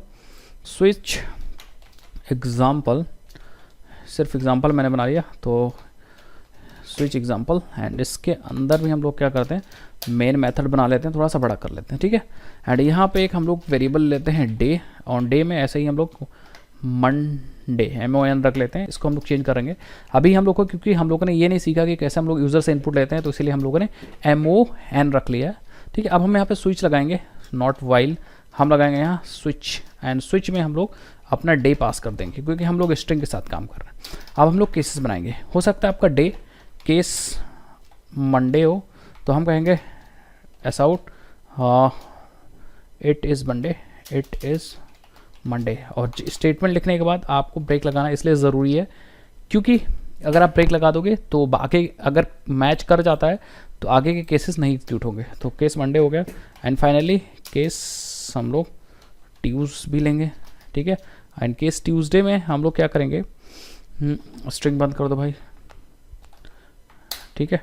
एंड ट्यूसडे में हम लोग यहाँ पे लिख देंगे S out, and S out में हम लोग देंगे इट इज़ ट्यूसडे, ठीक है, परफेक्ट। एंड ये लिखने के बाद हम यहाँ पे फिर से ब्रेक लगा देंगे, ठीक है। अब केस इसी तरह आप मल्टीपल केसेस बना सकते हो, केस वेडनेसडे वेड लेते हैं एंड यहाँ पे एस आउट लिख देते हैं, हाँ इट इज़ वेडनेसडे, ठीक है, एंड फाइनली ब्रेक कर देते हैं। और अगर कोई केस नहीं मैच करता है तो हमारे पास डिफ़ॉल्ट केस है जो चलेगा इनवैलिड डे, ठीक है। तो ये सिंपल सा कहानी है। अगर ये इस डे, ये जो डे की वैल्यू है मंडे मैच कर जाएगा इस केस से तो ये चीज़ चल जाएगी एंड ब्रेक मतलब ये स्विच खत्म हो जाएगा। और अगर इससे मैच कर जाएगी तो ये चल जाएगा, मतलब एक बार में एक ही चलेगा। अगर इससे नहीं मैच करेगी तब इससे मैच कराएगा एंड ये चल जाएगा। और इस दोनों से नहीं मैच करेगी तो वेडनेसडे से मैच होगा, इससे भी नहीं मैच होगा तो बाकी बाय डिफ़ॉल्ट हमारा डिफ़ॉल्ट केस चलेगा। मैं आपको दिखाता हूँ कि मैंने इसको रन किया, सो आप देखोगे इट इज़ अ मंडे आया, दैट मीन्स ये जो डे की वैल्यू है वो इस वाले केस से मैच कर गई, तो ये एग्जीक्यूट हुआ एंड देन फाइनली हमारा स्विच खत्म हो गया। एंड अगर हम यहाँ पे कर दें ट्यूस तो आप देखोगे ये किससे मैच होगा, देखोगे दूसरे वाले केस से मैच किया, इट इज़ ट्यूसडे। बट अगर हम इसको संडे कर दें तो संडे का कोई केस ही नहीं है, तो उस केस में हमारा डिफ़ॉल्ट केस एग्जीक्यूट हो जाएगा। अब देखो यहाँ पे आपका डिफ़ॉल्ट केस एग्जीक्यूट हो जाएगा एंड डिफ़ॉल्ट में हमने क्या ले रखा है, इनवैलिड डे। अगर आप चाहो तो डिफ़ॉल्ट में ब्रेक लगा दो, बट डिफ़ॉल्ट में ब्रेक लगाने का कोई इसलिए मतलब नहीं क्योंकि इसके नीचे कोई केस है ही नहीं, तो अगर लगा भी दोगे नहीं भी लगाओगे तो ऑप्शनल है। बाई चांस अगर केस मिस कर देते हो तो फॉल थ्रू हो जाएगा। सपोज यहाँ पे केस मिस कर दिया और मंडे मैच कर गया तो इस केस के साथ साथ वो नेक्स्ट केस भी एग्जीक्यूट कर देगा। तो आई थिंक आपको समझ में आ गया होगा, मैंने प्रैक्टिकल भी कर दिया है। अब आप depending upon this value switch case लगा सकते हो, जो स्विच ऑन होगी वो वाला ब्लॉक एग्जीक्यूट हो जाएगा। एंड गाइस लूप सीख करके धीरे धीरे फाइनली इस वीडियो में सारे बेसिक्स कवर कर चुके होंगे एंड हम लोग अपने नई जर्नी की तरफ, नेक्स्ट वीडियो की तरफ बढ़ रहे होंगे। तो सबसे पहले हम लोग लूप्स को कंप्लीट कर लेते हैं, उसके बाद हम लोग देखते हैं क्या करना है हम लोग को। तो गाइज अब बात करते हैं लूप्स क्या होते हैं और जावा में कौन कौन से लूप्स अवेलेबल हैं। तो अगर जब भी हमारे पास लूप की बात आती है तो मेरे दिमाग में तो जब भी मैं लूप सुनता था तो मेरे दिमाग में कुछ गोला टाइप की बात आती थी। लूप का मतलब जहाँ से चलोगे वहीं पे आप पहुँच जाओगे, कुछ ऐसा बात आता था। तो बेसिकली कुछ ऐसा ही है। लूप यूज़ होता है प्रोग्रामिंग लैंग्वेज में फॉर रिपीटिंग थिंग्स, ठीक है। तो चीज़ों को रिपीट करने के लिए, या अगर सीधा सीधा बोलें तो स्टेटमेंट्स को रिपीट करने के लिए यूज़ होता है। अगर कोई चीज़ आपको 10 बार करनी है तो आप 10 बार कोड नहीं लिखेंगे, आप 10 बार लूप लगा के एक ही चीज़ को 10 बार रिपीट कर देंगे। तो कभी भी सिमिलर चीज़ आपको करना है या कुछ चीज़ें रिपीट करना है तो आप क्या यूज़ कर सकते हो, आप लूप यूज़ कर सकते हो। तो लूप हमेशा यूज़ होता है for repeating statements N number of times, ठीक है। तो कोई भी स्टेटमेंट है उसको N number of times repeat करना है तो आप लूप यूज़ कर सकते हो। लूप मतलब सिंपली, जैसे एक एग्जांपल देता हूँ, मैं बोलूँ आप अपना नाम प्रिंट कर दो एक बार, तो आप एक बार system.out.println कर दोगे। मैं बोलूँ दो बार कर दो तो आप 2 बार लिख दोगे system.out.println। लेकिन अगर मैं बोलूँ 1000 बार कर दो तो आप 1000 बार कोड लिखोगे। और हो सकता है अगली बार मैं बोल दूँ 2000 बार कर दो या 2 लाख बार कर दोगे। तो वहाँ पे आप क्या करोगे, एक ही स्टेटमेंट है system.out.println योर नेम, और आप लूप की हेल्प से उसको जितनी बार चाहो उतनी बार रिपीट कर सकते हो। मतलब बार बार वही कोड ला सकते हो, चला सकते हो with the help of loop. तो जावा में जो लूप्स हैं वो 4 तरीके के हैं, ठीक है। सबसे पहला फॉर लूप जो सबसे ज़्यादा यूज़ होता है, उसके बाद while loop, do while loop, और इनहेंस्ड फॉर लूप या फॉर ईच लूप। तो अब हम लोग एक एक करके पढ़ेंगे। तो फॉर लूप होता है वो चीज़ों को रिपीट करने के लिए तो होता है, बट फॉर लूप में 3 चीज़ जानना ज़रूरी है। अगर फॉर लूप लगाना चाहते हो तो आपको सबसे पहले चीज़ जानना स्टार्ट, आपको लूप कहाँ से स्टार्ट करना है, दैट मीन्स इनिशियलाइजेशन जानना ज़रूरी है, इसी को हम लोग इनिशियलाइजेशन बोलते हैं। एंड दूसरी चीज़, आपको लूप ख़त्म कहाँ करना है, एंड, जिसको बोलते हैं टर्मिनेशन कंडीशन, ठीक है, ये पता होना चाहिए। एंड तीसरा, आपको स्टेप्स मतलब जंपिंग या जंप्स बोल सकते हैं। जंप्स मतलब कितने स्टेप्स लेने हैं, या इंक्रीमेंट डिक्रीमेंट भी इसको बोलते हैं। ये चीज़ भी इंक्रीमेंट डिक्रीमेंट, तो हम यहाँ लिख देते हैं इंक्रीमेंट/डिक्रीमेंट। ये चीज़ भी आपको पता होनी चाहिए। अगर 3 चीज़ पता है तो आप लूप लगा सकते हो। शुरू कहाँ करना है, एंड कहाँ करना है, और कितनी सीढ़ियाँ एक बार में चलनी है, एक एक करके चलना है कि 2 करके चलना है कि 3 करके चलना है। सपोज आप 1 से लेकर 10 तक लूप चला रहे हो तो 1 के बाद 3 लाना है कि 3 के बाद, मतलब कितने का बीच में गैप रखना है, डिफरेंस रखना है। तो अगर आपको तीनों चीज़ पता है तो आप क्या कर सकते हो, लूप का सिंटेक्स एक बार फॉर लूप का देख लीजिए। आपको सिंपली लिखना है फॉर, और इसी फॉर के अंदर आपको तीनों चीज़ें डालनी है एक सिंटेक्स के रूप में। और सिंटेक्स कैसे होगा देखते जाइए, ठीक है। आपको यहाँ सबसे पहले इनिशियलाइजेशन करना है, तो एक वेरिएबल लेना है, int I is equal to 1, that means आपका लूप 1 से शुरू होगा, और I is your tracking variable, loop tracking variable. I से ही पता चलेगा लूप अभी कहाँ पे है। 1 आई है, दैट मीन्स अभी लूप 1 पे है। आई की वैल्यू 2 होगी तो 2 पे हो जाएगा लूप। आई की वैल्यू 10 होगी तो लूप अभी 10 पे हो जाएगा। तो आपने इनिशियलाइज कर दिया लूप, एंड इनिशियलाइज जो किया है with the help of I variable को इनिशियलाइज किया, दैट मीन्स आई जो है लूप को ट्रैक करेगा, ठीक है। अब है टर्मिनेशन कंडीशन, कब तक लूप चलाना है, तो मैं कहूँगा जब तक चलाओ जब तक आई की वैल्यू छोटी हो या 10 के बराबर हो। तो जब ये कंडीशन ट्रू रहेगी लूप चलता रहेगा, दैट मीन्स ये एंडिंग स्पेसिफाई कर रहा हो। जैसे लूप आई की वैल्यू 11 हो जाएगी तो ये कंडीशन फॉल्स हो जाएगी, ठीक है। एंड देन इंक्रीमेंट डिक्रीमेंट, अब आपको आई की वैल्यू 1 होगी तो 1 के बाद 2 लाना है कि 3 लाना है, मतलब कितना डिफरेंस रखना है। तो कहूँगा भैया 1 ले आओ, तो आई की वैल्यू मैं प्लस कर दूंगा, तो यहाँ पे आई एक करके बढ़ेगा, ठीक है। तो यही 3 चीज़ स्पेसिफाई कर रही थी। एंड देन फाइनली आपको ये वाला सिंटेक्स लिख देना है, एंड यहाँ अपना बॉडी लिख देनी है, लूप की बॉडी मतलब स्टेटमेंट। तो जो भी स्टेटमेंट लिखोगे वो एग्जीक्यूट हो जाएंगे, मल्टीपल स्टेटमेंट्स, तो वो 10 बार लूप चलेगा एंड हमारा काम हो जाएगा। तो ये सिंपल लूप है जिसमें आपको 3 चीज़ ध्यान रखनी है कभी भी आपको काम करना है। तो पहला initialization, termination condition and increment decrement. अगर आपको 2 करके बढ़ाना है तो आपको क्या करना होगा, आई में i+2 करना होगा, एंड देन आई में वापस वैल्यू चेंज कर देनी होगी। 3 करके बढ़ाना है तो i is equal to i+3, तो i की वैल्यू 1 के बाद 3 बढ़ जाएगी, ठीक है। तो इस हिसाब से i बढ़ेगा। एक बार हम लोग एग्जांपल कर लेंगे, अभी कर लेंगे, पहले एक बार समझ लेते हैं सब, उसके बाद एक साथ करेंगे। उसके बाद वाइल लूप आता है। वाइल लूप भी चीज़ों को रिपीट करने के लिए होता है, बट इसका कॉन्सेप्ट हल्का अलग है। इसमें 3 चीज़ पता होने की ज़रूरत नहीं है, इसमें 3 चीज़ पता करने की ज़रूरत नहीं है। फॉर लूप में आपको पता है, यहाँ देखो 3 चीज़ मैंने रखी है, स्टार्ट, एंड स्टेप। ये 3 चीज़ पता है तभी आप फॉर लूप का सिंटेक्स यूज़ कर पाओगे, उसको लिख पाओगे। बट वाइल लूप में ऐसा नहीं। वाइल लूप का सिंटेक्स कहता है कि आपको सिर्फ एक चीज़ पता होनी चाहिए, कंडीशन। ये है कंडीशन या फिर एक्सप्रेशन, ठीक है, या फिर एक्सप्रेशन। अगर ये एक्सप्रेशन पता है तो आप लूप में जा सकते हो और इसको एक्सिक्यूट कर सकते हो। और ये है हमारा नॉर्मल स्टेटमेंट, इसके अंदर आ जाएंगे। अब कंडीशन क्या कहती है? कंडीशन कहती है, लूप कहता है कि अगर ये कंडीशन ट्रू है, 2 ही चीज़ हो सकती हैं। अगर ये कंडीशन ट्रू है तो आपको बॉडी के अंदर घुस जाना है और एग्जीक्यूट करना है, फिर वापस आना है, ठीक है, मतलब फिर वापस आना है और फिर से चेक करना है कंडीशन। अगर ट्रू है तो फिर से आपको घुस जाना है। जब जब कंडीशन आपको ट्रू मिलेगी तब तक बॉडी के अंदर जाना है। जैसे कंडीशन आपको फॉल्स मिल जाएगी आपको लूप से बाहर आ जाना है। मतलब कंडीशन जब तक ट्रू है तब तक आपको लूप के अंदर जाना है, लेकिन कंडीशन अगर फॉल्स हो गई तो आपको लूप के बाहर आ जाना है, ठीक है। तो ये कंडीशन बेस्ड लूप है।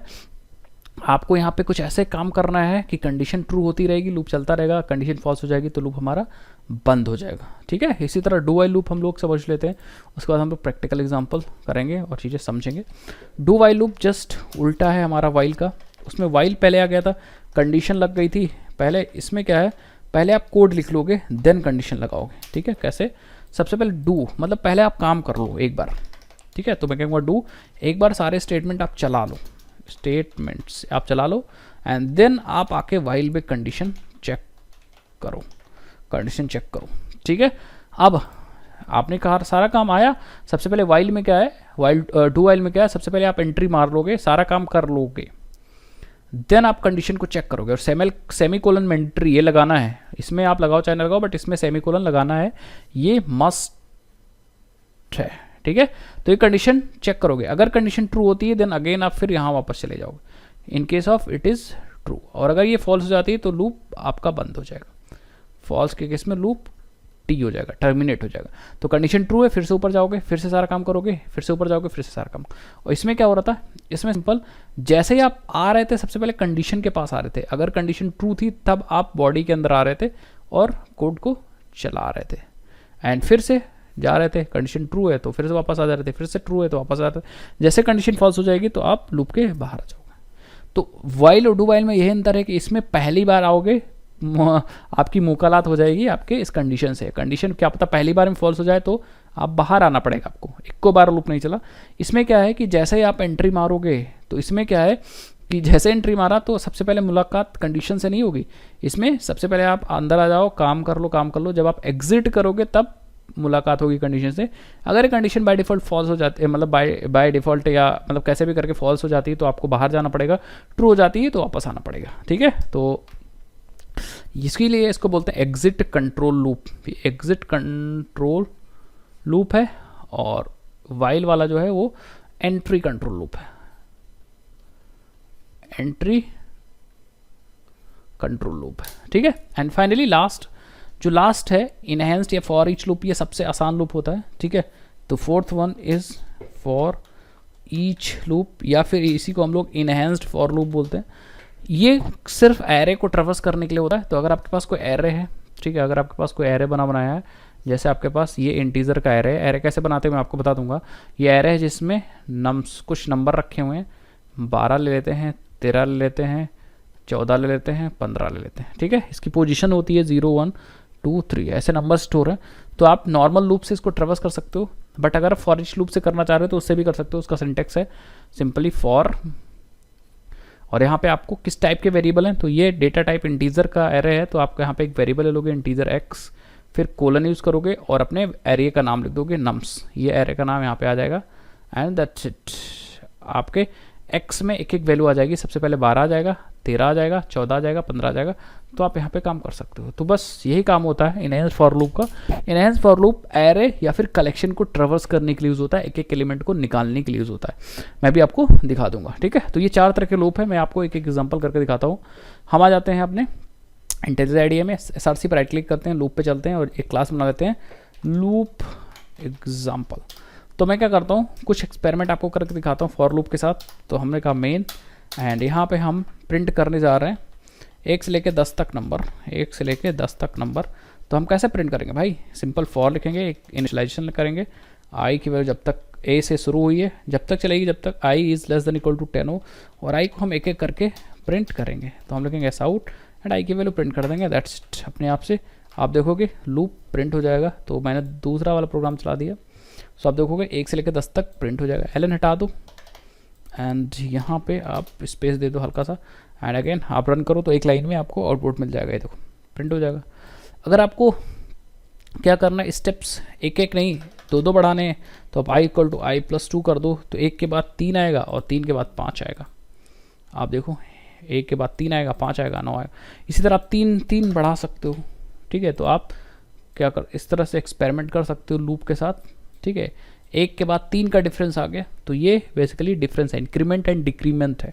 अगर मैं बोलूँ कि चलो भैया 10 से आप काम कर दो, तो आपका जो लूप चलेगा, आई की वैल्यू चलेगी वो 10 से शुरू होगी, 10 से 1 तक। तो आपको कंडीशन उस हिसाब से चेंज करना होगा कि जब तक आई की वैल्यू बड़ी हो 0 से, तब तक हमें लूप चलाना है। और आप क्योंकि उल्टा आ रहे हो, तो आई की वैल्यू सबसे पहले 10 है, तो दोबारा आओगे तो 9 होनी चाहिए, फिर 8 होनी चाहिए, तो हम आई को एक एक माइनस करेंगे। तो ये चीज़, ये दिमाग आपको लगाना पड़ेगा, ठीक है। एंड यहाँ पे आई की वैल्यू प्रिंट करोगे तो उस केस में अब आपको मिलेगा, ठीक है। तो मैं फिर से एलन हटा देता हूँ इधर से, एंड हम लोग प्लस कर दें स्पेस, एंड बीच में हम लोग क्या कर देते हैं, एक लाइन को चेंज कर देते हैं। सो आप देखोगे उल्टा लूप आ जाएगा, देखिए 10 के बाद 9 से लेके 1 तक का।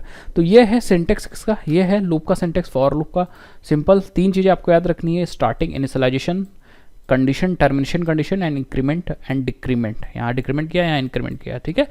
अगर आपको वाइल लूप चलाना होता तो आपको वाइल लगाना है, एंड यहाँ जब तक ट्रू है तब तक लूप चलेगा। तो अब यहाँ मैंने जानबूझ के ट्रू लिख दिया है, इसका मतलब कि ये हमेशा के लिए ट्रू होने वाला है। बट हम लोग ऐसा कर सकते हैं, यहाँ पे इंटीजर जे ले सकते हैं, जे की वैल्यू ले सकते हैं 100, एंड हम कह रहे हैं कि हम प्रिंट करेंगे 100 को, ठीक है, 100 सॉरी, हम प्रिंट करेंगे जे को, एंड जे को हम बढ़ा देंगे, जे प्लस प्लस कर देंगे। अब हम बेस्ड ऑन जे यहाँ पे कंडीशन को कंट्रोल कर सकते हैं कि जब तक जे की वैल्यू छोटी हो, बराबर हो 100 या 110, तब तक हम लूप चलाएंगे। तो अब क्या होगा, सेम वही फॉर वाला चीज़ हो गई, वेरिएबल इनिशियलाइज हो गया, कंडीशन लग गई, एंड इंक्रीमेंट भी हो गया। तो सबसे पहले जे की वैल्यू 100 है, तो 100 छोटी है 110 से, 100 110 से छोटा है, प्रिंट होगा, जे की वैल्यू 101 हो जाएगी, ऊपर जाएगा। तो ये 100 से लेके 110 तक का सारा वेरिएबल प्रिंट कर देगा, आप देखोगे। सो ये रहा, ठीक है। तो इसने 100 से शुरू किया, यहाँ से 100 102 ऐसा करके प्रिंट कर दिया। तो आप वाइल लूप ऐसे यूज़ कर सकते हो, एंड डू वाइल इसी का जस्ट रिवर्स है, तो आप उसको देख लीजिएगा, ठीक है। कहो तो मैं प्रिंट करके चला दूँ, ऐसा लगाना सिंपली डू, एंड डू के अंदर आपको सिंपली स्टेटमेंट्स लिख रहे हैं, स्टेटमेंट्स, एंड यहाँ पे आपको वाइल, एंड वाइल में आपको कंडीशन एंड सेमी कोलन लगाना मैंडेटरी है। कंडीशन में अगर आप ट्रू कर दोगे तो आपका लूप इनफाइनाइट चलता रहेगा, ठीक है। एंड डू में और वाइल में यही डिफरेंस है कि डू है एंट्री, डू है exit control loop do while, और वाइल है एंट्री कंट्रोल लूप, ठीक है। अब मेन इंपॉर्टेंट बात करते हैं कि हम लोग कैसे अपना फॉर ईच लूप यूज़ करेंगे। तो उसके लिए हमें एक एरे बनानी पड़ेगी, तो हम लोग यही एग्जांपल लेने वाले हैं, ठीक है। हम लोग एक एरे बनाने वाले हैं, इंटीजर की एरे 12 13 14 15 की, ठीक है। तो एरे बनाना बहुत ईजी है, आप इंटीजर एक ले लीजिए एरे नम्स, और एरे बनाने के लिए आपको ये वाला सिंबल यूज़ करना है, एंड सिंपली आप ऐसे भी एरे बना सकते हो, 12 13 14 15, ये आपकी एक इंटीजर की एरे बन गई, ठीक है। एरे अगर आप कहोगे तो एरे का एक डिटेल वीडियो बना दूंगा, वीडियो पे कम से कम यार 2000 लाइक कर दोगे तो जल्दी से वीडियो आ जाएगी। तो कम से कम वीडियो को शेयर करो, बहुत ज़्यादा मेहनत लगी वीडियो को बनाने के लिए, तो वीडियो को शेयर करो, लाइक करो, वीडियोस मैं आपके लिए लाता रहूँगा। तो अगर आपको एक एक एलिमेंट इसमें से निकालना है, जैसे 12 निकालना, 13 निकालना, 14 15 निकालना है, तो आप नॉर्मल लूप तो यूज़ ही कर सकते हो, साथ ही साथ में फॉर ईच लूप यूज़ कर सकते हो। तो फॉर ईच लूप में आपको 2 चीज़ सोचनी है। सबसे पहले एक नया वेरिएबल सोचना है एक्स, जो कि एरे टाइप का होना चाहिए। एरे टाइप मतलब जिस टाइप के एलिमेंट एरे के अंदर रखे हैं उसी टाइप का होना चाहिए। तो एरे के अंदर इंटीजर्स रखे हैं, तो हमने इसको इंटीजर लिया है, integer x, and then colon लिखना है, अपने एरे वाला वेरिएबल लिख देना है, दैट्स इट। और हमने सिंपली एस आउट कर देना है एक्स। एक्स एस आउट करने का सिंपल मतलब होता है एक एक वैल्यू आती जाएगी, एंड 12 13 15 सब कुछ प्रिंट होता जाएगा। अगर मैं रन करूं तो आप देखोगे बहुत कमाल की चीज़ होगी, ये देखिए 12 13 14 15। तो जो फॉर ईच लूप है, एनहांस फॉर लूप है, वो किसी भी एरे या किसी भी कलेक्शन को ही ट्रेवर्स करने के लिए यूज़ होता है। तो अगर मुझे एक यही एरे थी, इसका अगर सम करना है तो मैं क्या करता हूँ, एक नई क्लास बनाता हूँ एंड दे देता हूँ एरे सम एग्जाम्पल। एंड इसके अंदर हम लोग क्या करते हैं, बना लेते हैं मेन मेथड। थोड़ा सा साफ़ सुथरा करने के लिए मैंने क्लास को अलग कर दिया है, जिसके अंदर हम लोग एरे बना लेते हैं। ठीक है, अब इसके एलिमेंट को सम करना है तो हम क्या करेंगे, एक वेरिएबल लेंगे सम इक्वल टू 0 एंड हम लोग यहाँ पे लूप चलाएंगे फॉर ईच लूप एक एक एलिमेंट को निकालने के लिए। तो हम कहेंगे नम्स कोलन नम्स एंड यहाँ पे हम कहेंगे एक एक एलिमेंट हमारे x में आ जाएंगे तो हम कहेंगे s is equal to s plus x। ठीक है, एंड दैट्स इट, सम हो जाएगा। एंड फाइनली बाहर आके हम लिख देंगे सम ऑफ एरे इज एंड हम s की वैल्यू प्रिंट कर देंगे, दैट्स इट। तो हमने फॉर ईच लूप से एक एक एलिमेंट निकाला है और उसको सम करते गए, काम हमारा होता गया। आप देखोगे 54 हमारे एरे का सम आ जाएगा। तो ये फटाफट इसलिए मैंने कर दिया कि अगर आप थोड़ा सा भी ध्यान से देखोगे तो आप चीज़ें समझ जाओगे, कोई भी कंफ्यूजन नहीं होने वाली। चलते हैं और बढ़ते हैं अगले और अपने इस वीडियो के लास्ट टॉपिक पे, जो कि है ब्रेक एंड कंटिन्यू स्टेटमेंट। कैसे हम लोग फॉर में या किसी भी लूप में ब्रेक और कंटिन्यू स्टेटमेंट यूज़ कर सकते हैं। तो पहले समझते हैं, देन मैं आपको उसका प्रैक्टिकल दिखाता हूँ। तो गाइज अब बात कर लेते हैं ब्रेक और कंटिन्यू स्टेटमेंट। ये दोनों इंपॉर्टेंट, बहुत ज़्यादा इंपॉर्टेंट स्टेटमेंट है, क्योंकि कभी कभी आपका लूप चल रहा होता है और आपको उस लूप को बंद करना है, टर्मिनेट करना है किसी कंडीशन पे। तो आप कैसे करोगे, या किसी कंडीशन पे लूप के अंदर किसी कंडीशन पे आपको चीज़ें स्किप करके नेक्स्ट इटरेशन पे जानी है, तो कैसे करोगे। तो ब्रेक स्टेटमेंट वही काम करता है। ब्रेक स्टेटमेंट से आप किसी भी लूप को, चलते हुए लूप को टर्मिनेट कर सकते हो ऑन स्पेसिफाइड कंडीशन। जैसे फॉर एग्जांपल आप 1 से लेके 11 तक का लूप चला रहे हो और उस लूप को 5 पे भी ब्रेक कर सकते हो। मैं आपको दिखाता हूँ। सपोज फॉर एग्जांपल एक हम लोग नई फाइल बना लेते हैं, ब्रेक कॉन्टिन्यू एग्जाम्पल। एंड यहाँ पे हम लोग क्या करते हैं, एक मेन बना लेते हैं एंड मेन के अंदर हम लोग एक लूप लगाते हैं। ठीक है, एक लूप मैं ऐसे ही जानबूझ के लगा रहा हूँ। ठीक है, for integer i is equal to 1, i is less than equal to 100 ले लेते हैं और i प्लस प्लस को कर देते हैं एंड फाइनली हम लोग प्रिंट कर देते हैं i को। तो हमारे पास 1 से लेकर 100 तक नंबर्स प्रिंट हो जाएंगे। अभी मैं रन करूँगा तो ये लूप चलेगा, 1 से लेकर 100 तक नंबर्स प्रिंट हो जाएंगे। बट अब हमें क्या करना है, अब हमें लूप को 50 पे रोकना है यहाँ से। तो हम एक कंडीशन लगा सकते हैं, इफ़ i की वैल्यू अगर 50 हो जाती है तो हमें लूप ब्रेक करना है। तो 50 के लिए हमेशा डबल इक्वल टू यूज़ करते हैं कंपेयर करने के लिए। तो हम ब्रेक यूज़ कर लेंगे। तो ब्रेक क्या कर लेगा, ब्रेक जैसे ही ये i की वैल्यू 50 फायर अप होगी, मतलब ये कंडीशन ट्रू होगा, ब्रेक लग जाएगा। दैट मीन्स आपने अपनी गाड़ी पे ब्रेक लगा दिया, तो लूप जो चल रहा था अपने आप से रुक जाएगा, मतलब टर्मिनेट हो जाएगा, लूप खत्म हो जाएगा। अब देखो i की वैल्यू जैसे 50 हुई, लूप यहाँ से ब्रेक हो गया। तो ब्रेक इसलिए यूज़ होता है जिससे कि आप बीच में कहीं भी ज़रूरत पड़े तो आप किसी कंडीशन पे लूप को टर्मिनेट कर सको ब्रेक को यूज़ करके। ठीक है, या अभी हम लोगों ने ब्रेक का एक और यूज़ देखा था, इफ़ स्विच एग्जाम्पल में। यहाँ भी क्या हो रहा था, लूप को नहीं, स्विच को टर्मिनेट करने के लिए यूज़ हो रहा था। तो जैसे ब्रेक फायर हो रहा था, आपका स्विच के नीचे का जो एग्जीक्यूशन था वो खत्म हो जा रहा था, मतलब टर्मिनेट हो जा रहा था, ये स्विच आपको बाहर ले आ रहा था। तो ब्रेक ऐसे स्टेटमेंट को टर्मिनेट करने के लिए यूज़ होता है। अब कंटिन्यू की बात करें तो कंटिन्यू क्या करता है, जब कंटिन्यू फायर होता है तो कंटिन्यू आपके जो लूप है, अगर लूप के अंदर आपने कंटिन्यू फायर कर दिया तो ये क्या कर देगा, इट कंटिन्यू, ये आपके लूप को कंटिन्यू कर देगा, continue loop with next iteration. तो नेक्स्ट इटरेशन से लूप को कंटिन्यू कर देगा, मतलब नीचे की चीज़ें नहीं छोड़ देगा। जैसे फॉर एग्जांपल आपका यहाँ पे एक लूप लगा हुआ है, मैं दिखाता हूँ। यहाँ पे आपने एक लूप लगाया है और लूप के अंदर आपने इतना कोड लिखा है एंड फिर यहाँ पे कंटिन्यू लगा दिया एंड फिर इतना कोड लगा दिया। तो जैसे ही लूप चलेगा ये सब चलेगी, जैसे कंटिन्यू फायर होगा वो नीचे की चीज़ें स्किप कर देगा और ये डायरेक्टली नेक्स्ट इटरेशन से कंटिन्यू कर जाएगा। तो कंटिन्यू का मतलब बचा हुआ चीज़ छोड़ो, नेक्स्ट इटरेशन पे आओ। जैसे i की वैल्यू 5 है और आपने कंटिन्यू कर दिया, तो जैसे कंटिन्यू फायर होगा नीचे अब कुछ नहीं देखेगा, वो स्किप करके ऊपर आ जाएगा नेक्स्ट इटरेशन से। फॉर एग्जाम्पल मैं आपको दिखाता हूँ, जैसे इसी में हम लोग लेते हैं जो लूप एग्जाम्पल है, इसी में लूप एग्जाम्पल हम लोग का ब्रेक कंटिन्यू एग्जाम्पल यहीं पे।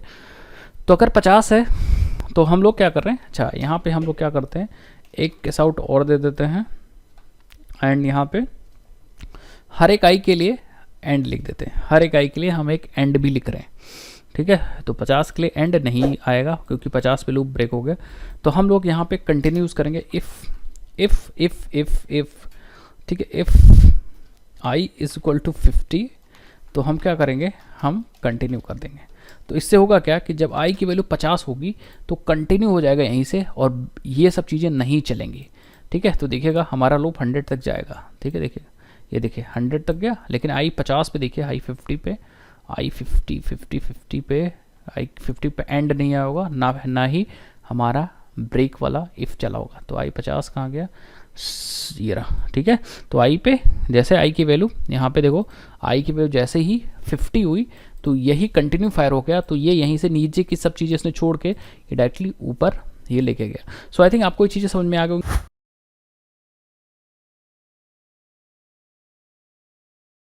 ऑब्जेक्ट ओरिएंटेड प्रोग्रामिंग क्या होती है? मान लीजिए दो बंदे हैं, हाँ मान लीजिए दो बंदे हैं, बस एक एग्जांपल देता हूं, आप समझ जाएंगे। एक बंदा है राम और एक बंदा है श्याम। एग्जांपल से समझिए, इसको एक प्रोग्राम दिया गया लिखने के लिए, तो इसने क्या किया, इसने लाइन बाय लाइन सारा कोड लिख दिया। दूसरे बंदे को सेम प्रोग्राम दिया गया, एक ही प्रोग्राम है, इसने क्या किया, इसने प्रोग्राम को डायरेक्ट नहीं लिखा, लाइन बाय लाइन नहीं लिख दिया, यहाँ पे प्रोसीजर नहीं फॉलो किया। इसने क्या किया, इस वाले बंदे ने सारे प्रोग्राम्स में क्या किया, जो कॉमन कोड था उसके मेथड्स अलग बनाए।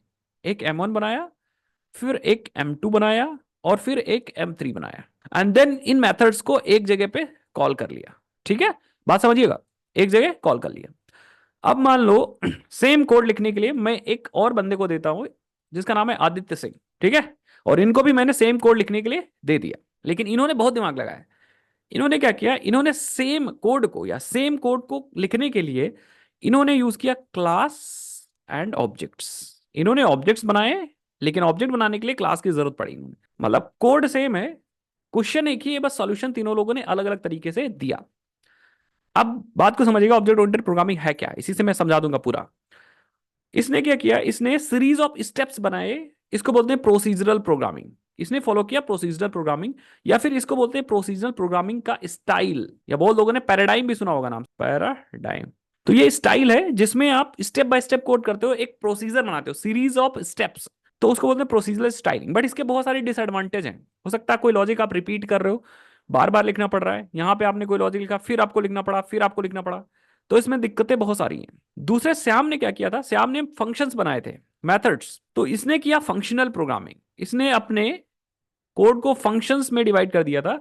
दैट मींस इसने फंक्शनल स्टाइल फॉलो की या पैराडाइम फॉलो किया, हर चीज फंक्शंस बनाए देन कॉल किया। लेकिन जो आदित्य सिंह थे वो और भी चालाक थे। आदित्य सिंह ने क्या किया, इन्होंने ऑब्जेक्ट ओरिएंटेड प्रोग्रामिंग सिस्टम का फॉलो किया। इन्होंने क्लासेस बनाए देन ऑब्जेक्ट बनाए। इन्होंने थोड़ा रियल वर्ल्ड प्रोग्रामिंग करने की कोशिश की। रियल वर्ल्ड, रियल वर्ल्ड मतलब जैसे असली में होता है, असली में होता है, समझ गए ना, असली। जैसे असली में भी तो एक ऑब्जेक्ट होता है, एक इंसान ऑब्जेक्ट है। इंसान के दो हाथ हैं, वो उसकी प्रॉपर्टीज है। इंसान का कुछ काम है, वो बिहेवियर है। वैसी कोडिंग कुछ रेप्लिकेट करने की कोशिश की आदित्य ने, समझ गए।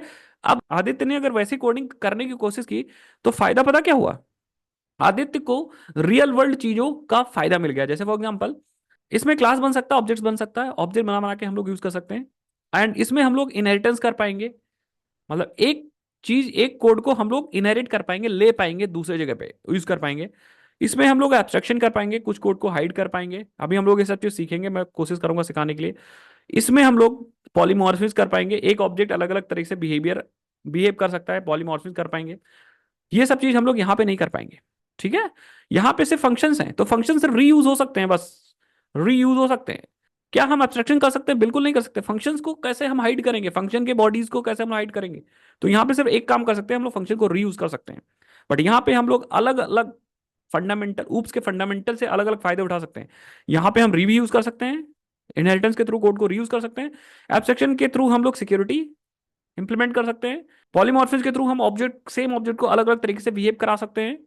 इनकैप्सुलेशन से भी हम लोग सिक्योरिटी को इंप्लीमेंट कर सकते हैं। तो भैया कहने का मतलब होता है कि अगर ये वाला स्टाइल आदित्य ने फॉलो किया तो बहुत सारे फायदे हुए हैं। अब इस एग्जांपल से सब लोग बता दोगे ना कि ऑब्जेक्ट ओरिएंटेड प्रोग्रामिंग क्या है। Object oriented programming is a paradigm that organises code around objects. तो अभी मैंने ये तो सिखाया था, नीचे आदित्य ने देखो क्या किया था, इन्होंने जो अपना कोड था वो ऑर्गेनाइज किया था अराउंड ऑब्जेक्ट्स। ऑब्जेक्ट्स को यूज करके इन्होंने कोडिंग की थी। समझ गए सब लोग मेरी बात? अब ऑब्जेक्ट को बनाने के लिए क्लास की जरूरत पड़ी, इसीलिए इनको क्लास बनाना पड़ा। Next, hierarchy concept of oops, जैसे मैंने बताया ऊप्स में एक ऑब्जेक्ट होगा, और ऑब्जेक्ट क्या होगा भाई, ऑब्जेक्ट किसे कहेंगे हम लोग, ऑब्जेक्ट मतलब एक कोई रियल वर्ल्ड एंटिटी, एक कोई भी रियल वर्ल्ड एंटिटी। जैसे ये हमारा ऑब्जेक्ट है, ये हमारा ऑब्जेक्ट है। अब ऑब्जेक्ट मतलब जैसे ये एक डॉग है, तो डॉग एक ऑब्जेक्ट है, ठीक है, डॉग एक ऑब्जेक्ट है। हर एक ऑब्जेक्ट के पास क्या क्या होगा, एक डेटा होगा उसका, जिसको हम लोग क्या बोलेंगे, प्रॉपर्टीज या एट्रीब्यूट्स, प्रॉपर्टीज या फिर एट्रीब्यूट्स, आप कुछ भी बोल दो समझने के लिए, एट्रीब्यूट्स।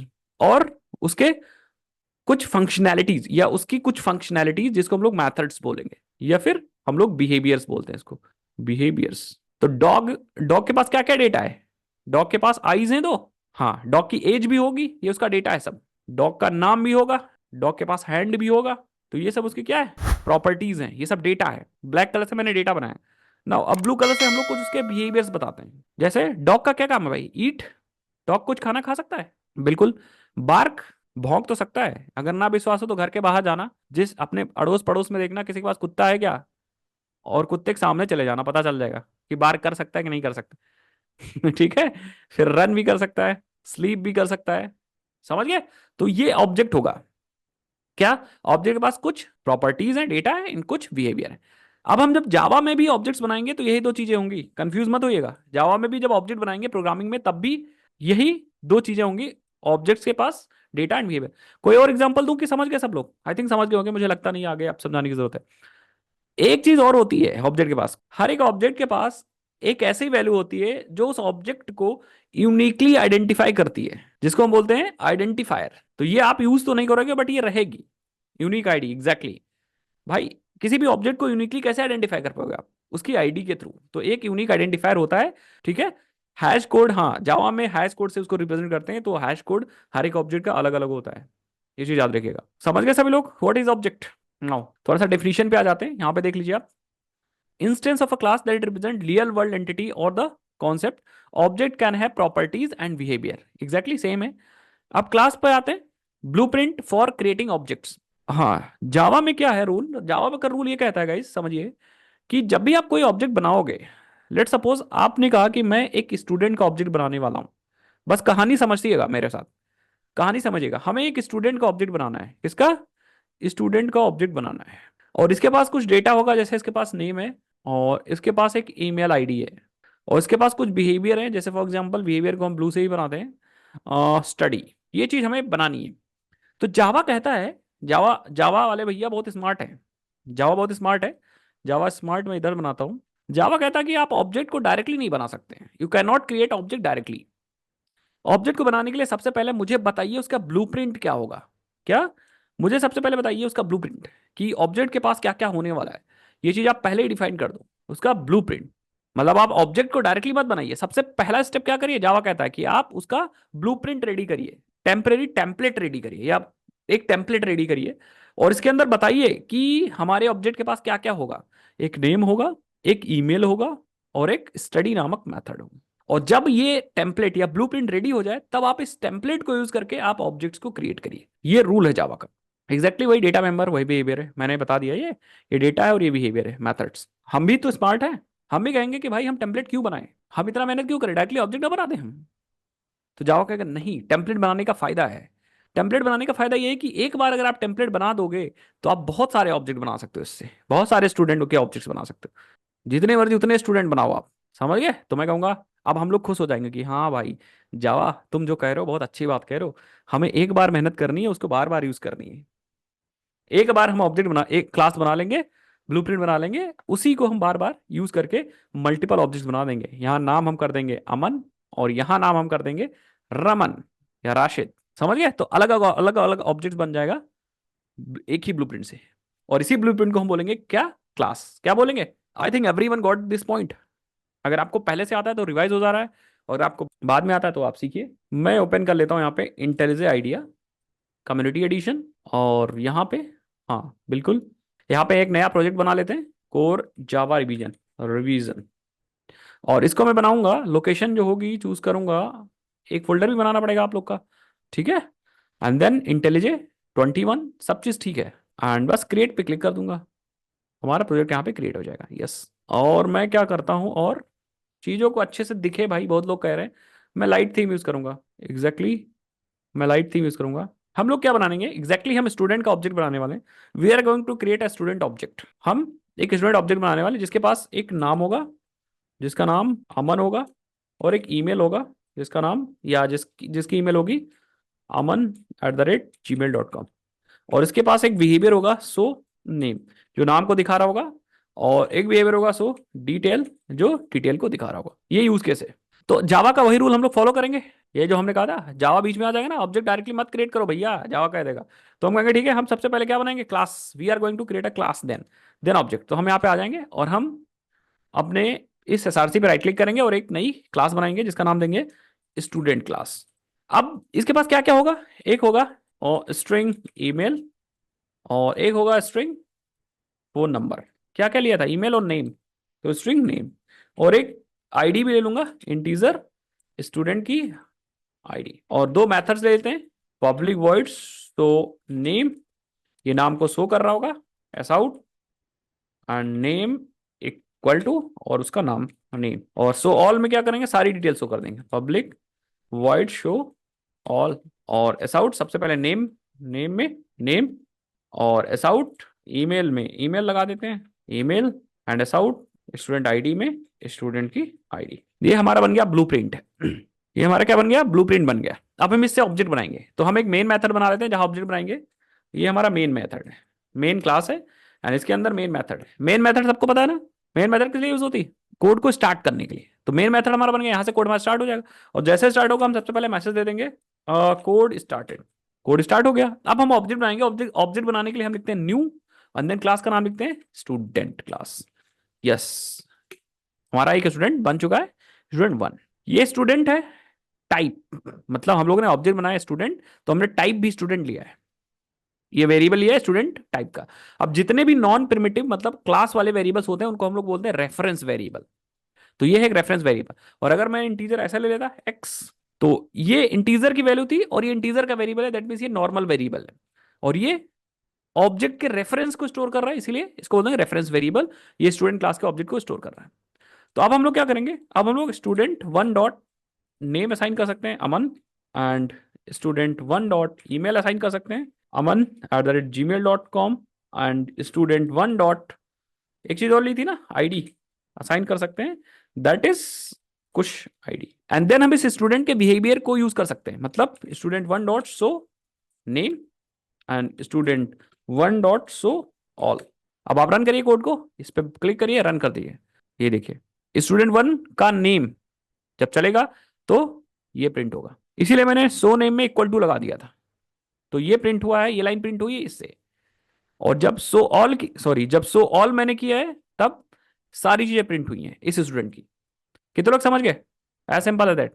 अगर मैं बोलूं कि एक और स्टूडेंट बना दो, जैसे बोलूं एक स्टूडेंट बना दो आयुष, तो हमें एक और ऑब्जेक्ट बनाना है न्यू स्टूडेंट, और एक नया स्टूडेंट और बन गया स्टूडेंट 2 कर देते हैं इसको, और इस बार मैं स्टूडेंट 2 डॉट नेम में रखूंगा आयुष। एक दिक्कत हो रही है, अभी बताता हूं क्या दिक्कत है, उसको कैसे सॉल्व करेंगे। ईमेल में मैं ये लिखूंगा ayush@gmail.com, और स्टूडेंट 2 डॉट आईडी में उसकी आईडी देंगे। फिर स्टूडेंट 2 के भी बिहेवियर यूज कर सकते हैं, मतलब methods, student 2 dot show all, या सो पहले नेम ले लूं so name, and student 2 dot show all, और फिर से आप रन करो, मेन में आ जाओ एंड बटन पे क्लिक करो, ये देखिए आयुष प्रिंट हुआ, देन आयुष का नाम प्रिंट हुआ। ये वही बात हो गई ना, वही बात हो गई कि हमने एक ब्लूप्रिंट बना लिया, वही आर्किटेक्ट ने नक्शा बना दिया। अब इस केस में हम ही आर्किटेक्ट भी हैं, तो हमने नक्शा बना लिया पहले, देन उसके बार बार ऑब्जेक्ट्स हम बनाए जा रहे हैं, बनाए जा रहे हैं, बनाए जा रहे हैं। पहला ऑब्जेक्ट हमने बनाया, उसकी प्रॉपर्टीज यूज की, उसके बिहेवियर यूज किया, फिर उसकी प्रॉपर्टीज हुई, उसके बिहेवियर यूज, समझ गया ना। नेक्स्ट, अब प्रॉब्लम स्टार्ट हुई है सीख लिया तो प्रॉब्लम खत्म नहीं है, सीखने के बाद प्रॉब्लम हमारी क्या हुई है, स्टार्ट हुई है। क्या क्या कुछ कुछ दिक्कत हो रही है, उसको हम लोग सॉल्व करते हैं, बिल्कुल हार्ड कोड कर रहे हैं। समझिए, हमारे पास इस स्टूडेंट के पास कितनी प्रॉपर्टीज हैं, 3। तो हर प्रॉपर्टीज को इनिशियलाइज करने के लिए हमें 3 लाइन का कोड लिखना पड़ रहा है। हर एक वेरिएबल को इनिशियलाइज करने के लिए हमें एक लाइन का कोड लिखना पड़ रहा है। पहले ऑब्जेक्ट के लिए मैंने 3 वाली लाइन लिखा, दूसरे ऑब्जेक्ट के लिए 3 लाइन लिखा, मतलब हर एक वेरिएबल को इनिशियलाइज कर रहे हैं और हर एक ऑब्जेक्ट को इनिशियलाइज कर रहे हैं। अब सोचो, अगर 100 ऑब्जेक्ट बनाने हैं और 100 वेरिएबल्स हैं, तो 100 × 100 समझ गए, 10⁻6 लाइन्स आपको एक्स्ट्रा लिखनी पड़ेंगे। सो this is not a recommended तरीका, हम ये नहीं कर सकते। हम क्या करेंगे, वेरिएबल के या ऑब्जेक्ट के जितने वेरिएबल्स हैं या स्टेट है, ऑब्जेक्ट के जो वेरिएबल्स होते हैं उनकी जो वैल्यूज होती है उनको बोलते हैं स्टेट। तो ऑब्जेक्ट के जितने वेरिएबल्स हैं उनको इनिशियलाइज करने के लिए हम लोग यूज करेंगे कंस्ट्रक्टर। क्या यूज करेंगे, कंस्ट्रक्टर। कैसे, देखिए यहां पे आएंगे और हम बनाएंगे कंस्ट्रक्टर। तो यहां पे आ जाते हैं। कंस्ट्रक्टर बनाने से पहले समझ लिए कंस्ट्रक्टर को। कंस्ट्रक्टर क्या करेगा, ऑब्जेक्ट के स्टेट को इनिशियलाइज करेगा, स्टेट को इनिशियलाइज। इनिशियलाइज इसलिए कहते हैं इसको, क्यों, क्योंकि ये पहली बार वैल्यू को डाल रहा है, ठीक है, पहली बार, फर्स्ट टाइम। अब ये चलेगा कैसे, ये ऑटोमेटिकली चल जाएगा, ऑटोमेटिकली, आपको चलाने की जरूरत नहीं, ऑटोमेटिकली। कैसे चलेगा मैं बताऊंगा। जब भी हम न्यू कीवर्ड से ऑब्जेक्ट को बनाते हैं तो अपने आप चल जाता है, तो आपको टेंशन लेने की जरूरत नहीं है, ठीक है। नेक्स्ट, ऑब्जेक्ट सिंपल मेथड्स की तरह होता है, बस अंतर ये है कि ऑब्जेक्ट या जो कंस्ट्रक्टर है वो मेथड्स की तरह होता है, और अंतर ये है कि कंस्ट्रक्टर का जो नेम है वो क्लास के नेम के बराबर होता है। मतलब जो क्लास का नेम है वही कंस्ट्रक्टर का नेम। तो आप ऐसे लिख सकते हो, constructor name must be equal to या क्लास नेम। भावनाओं को समझते रहिए भैया, ठीक है। हाँ एग्जैक्टली। और ये कोई भी रिटर्न नहीं, रिटर्न टाइप नहीं होता, तो no return type, no return type. जिसको जिसको आता है वो कमेंट में लिखता भी जाए। नेक्स्ट, नो रिटर्न टाइप मतलब नॉट इवन वॉइड, ये वॉइड भी नहीं रिटर्न करेगा, नॉट इवन वॉइड। तो अब इन रूल्स को फॉलो करते हैं और बनाते हैं कंस्ट्रक्टर। लिखेंगे पब्लिक, रिटर्न टाइप तो हमें लिखना नहीं है, और नाम इसका क्या रखना है, क्लास का नाम रखना है। बन गया कंस्ट्रक्टर, समझ गया ना, सिंपल।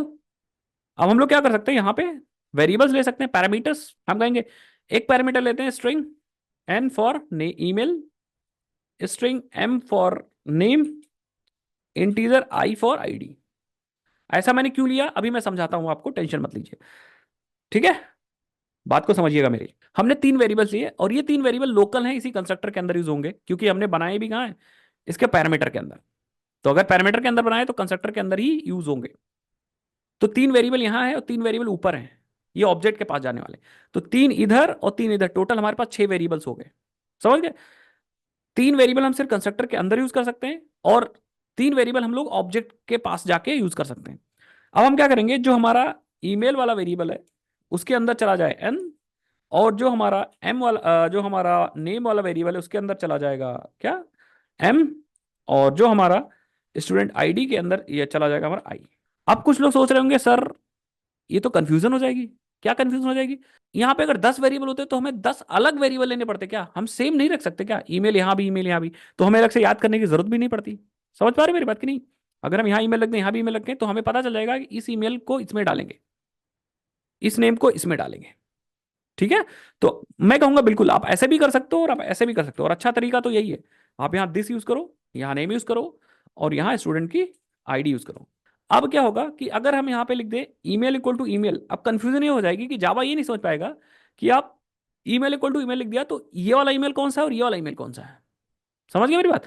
तो हम लोग यूज करेंगे दिस कीवर्ड यूज करेंगे कॉन्फ्लिक्शन को हटाने के लिए, कि भैया जिसके अंदर दिस लगा दिया वो हमारा इंस्टेंस वाला वेरिएबल है, मतलब ऑब्जेक्ट वाला वेरिएबल है, और जिसको हमने डायरेक्टली यूज किया वो हमारा लोकल वेरिएबल है, मतलब इधर सबसे पास वाला वेरिएबल। सेम हम यहां फॉलो करेंगे, हम लिखेंगे this dot name equal to name, and this dot student ID equal to student की आईडी।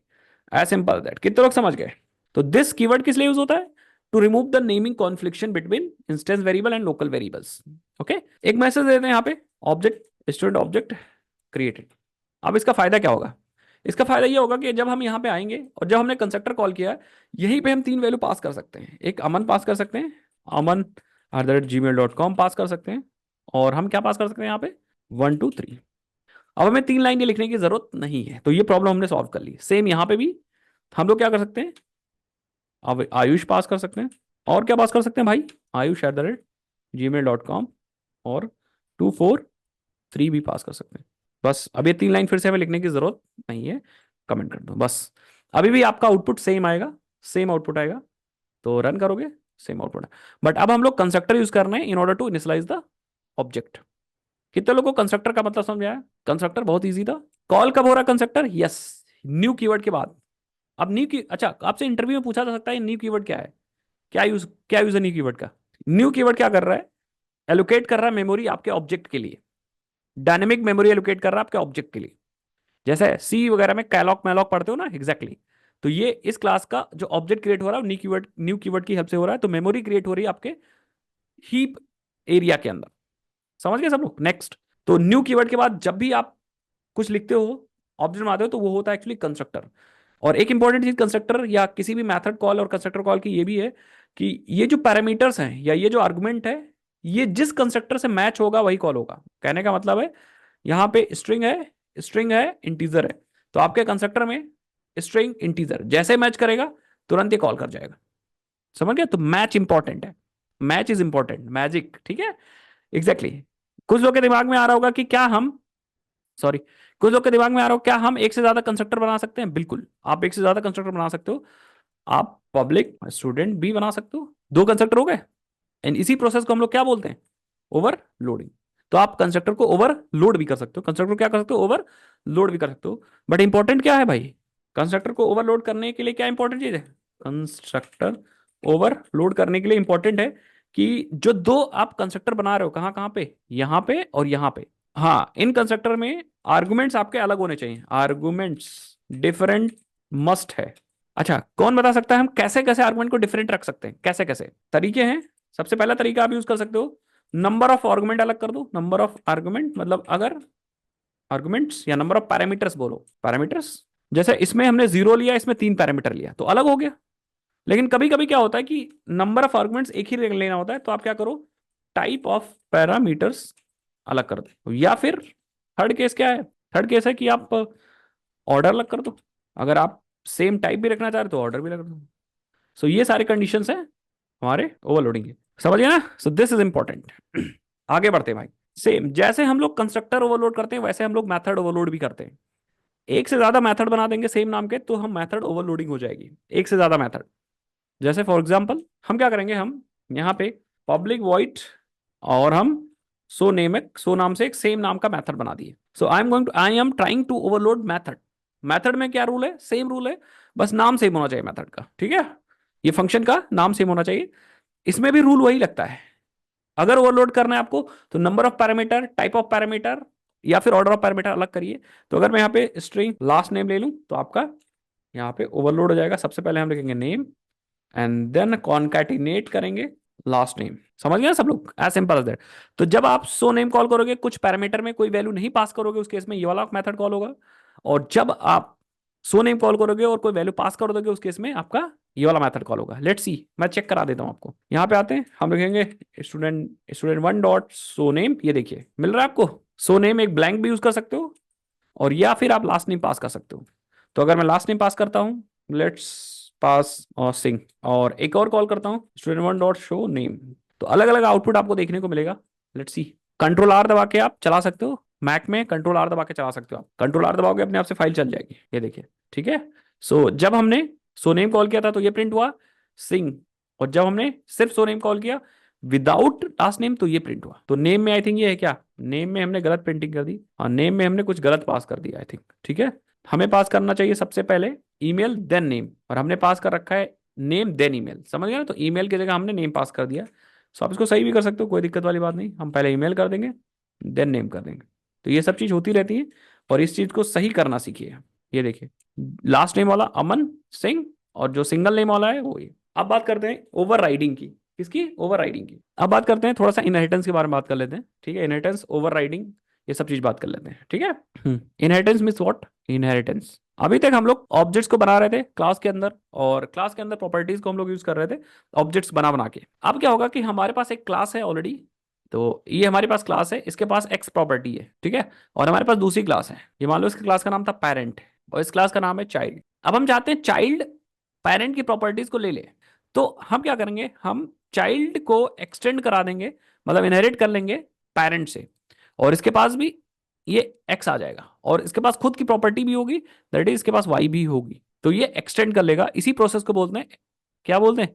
इसी प्रोसेस को हम लोग बोलते हैं इनहेरिटेंस। व्हेन वन क्लास, जब एक class, when one class acquire the property of the another class, तो जब एक क्लास किसी दूसरे क्लास की प्रॉपर्टी को ले लेता है तो वो इनहेरिट हो जाता है। और जो प्रॉपर्टीज को देता है, दे कौन सा रहा है? पेरेंट, तो उसको हम लोग पेरेंट क्लास बोलते हैं, या फिर सुपर क्लास बोलते हैं, सुपर, और या फिर बेस क्लास बोलते हैं।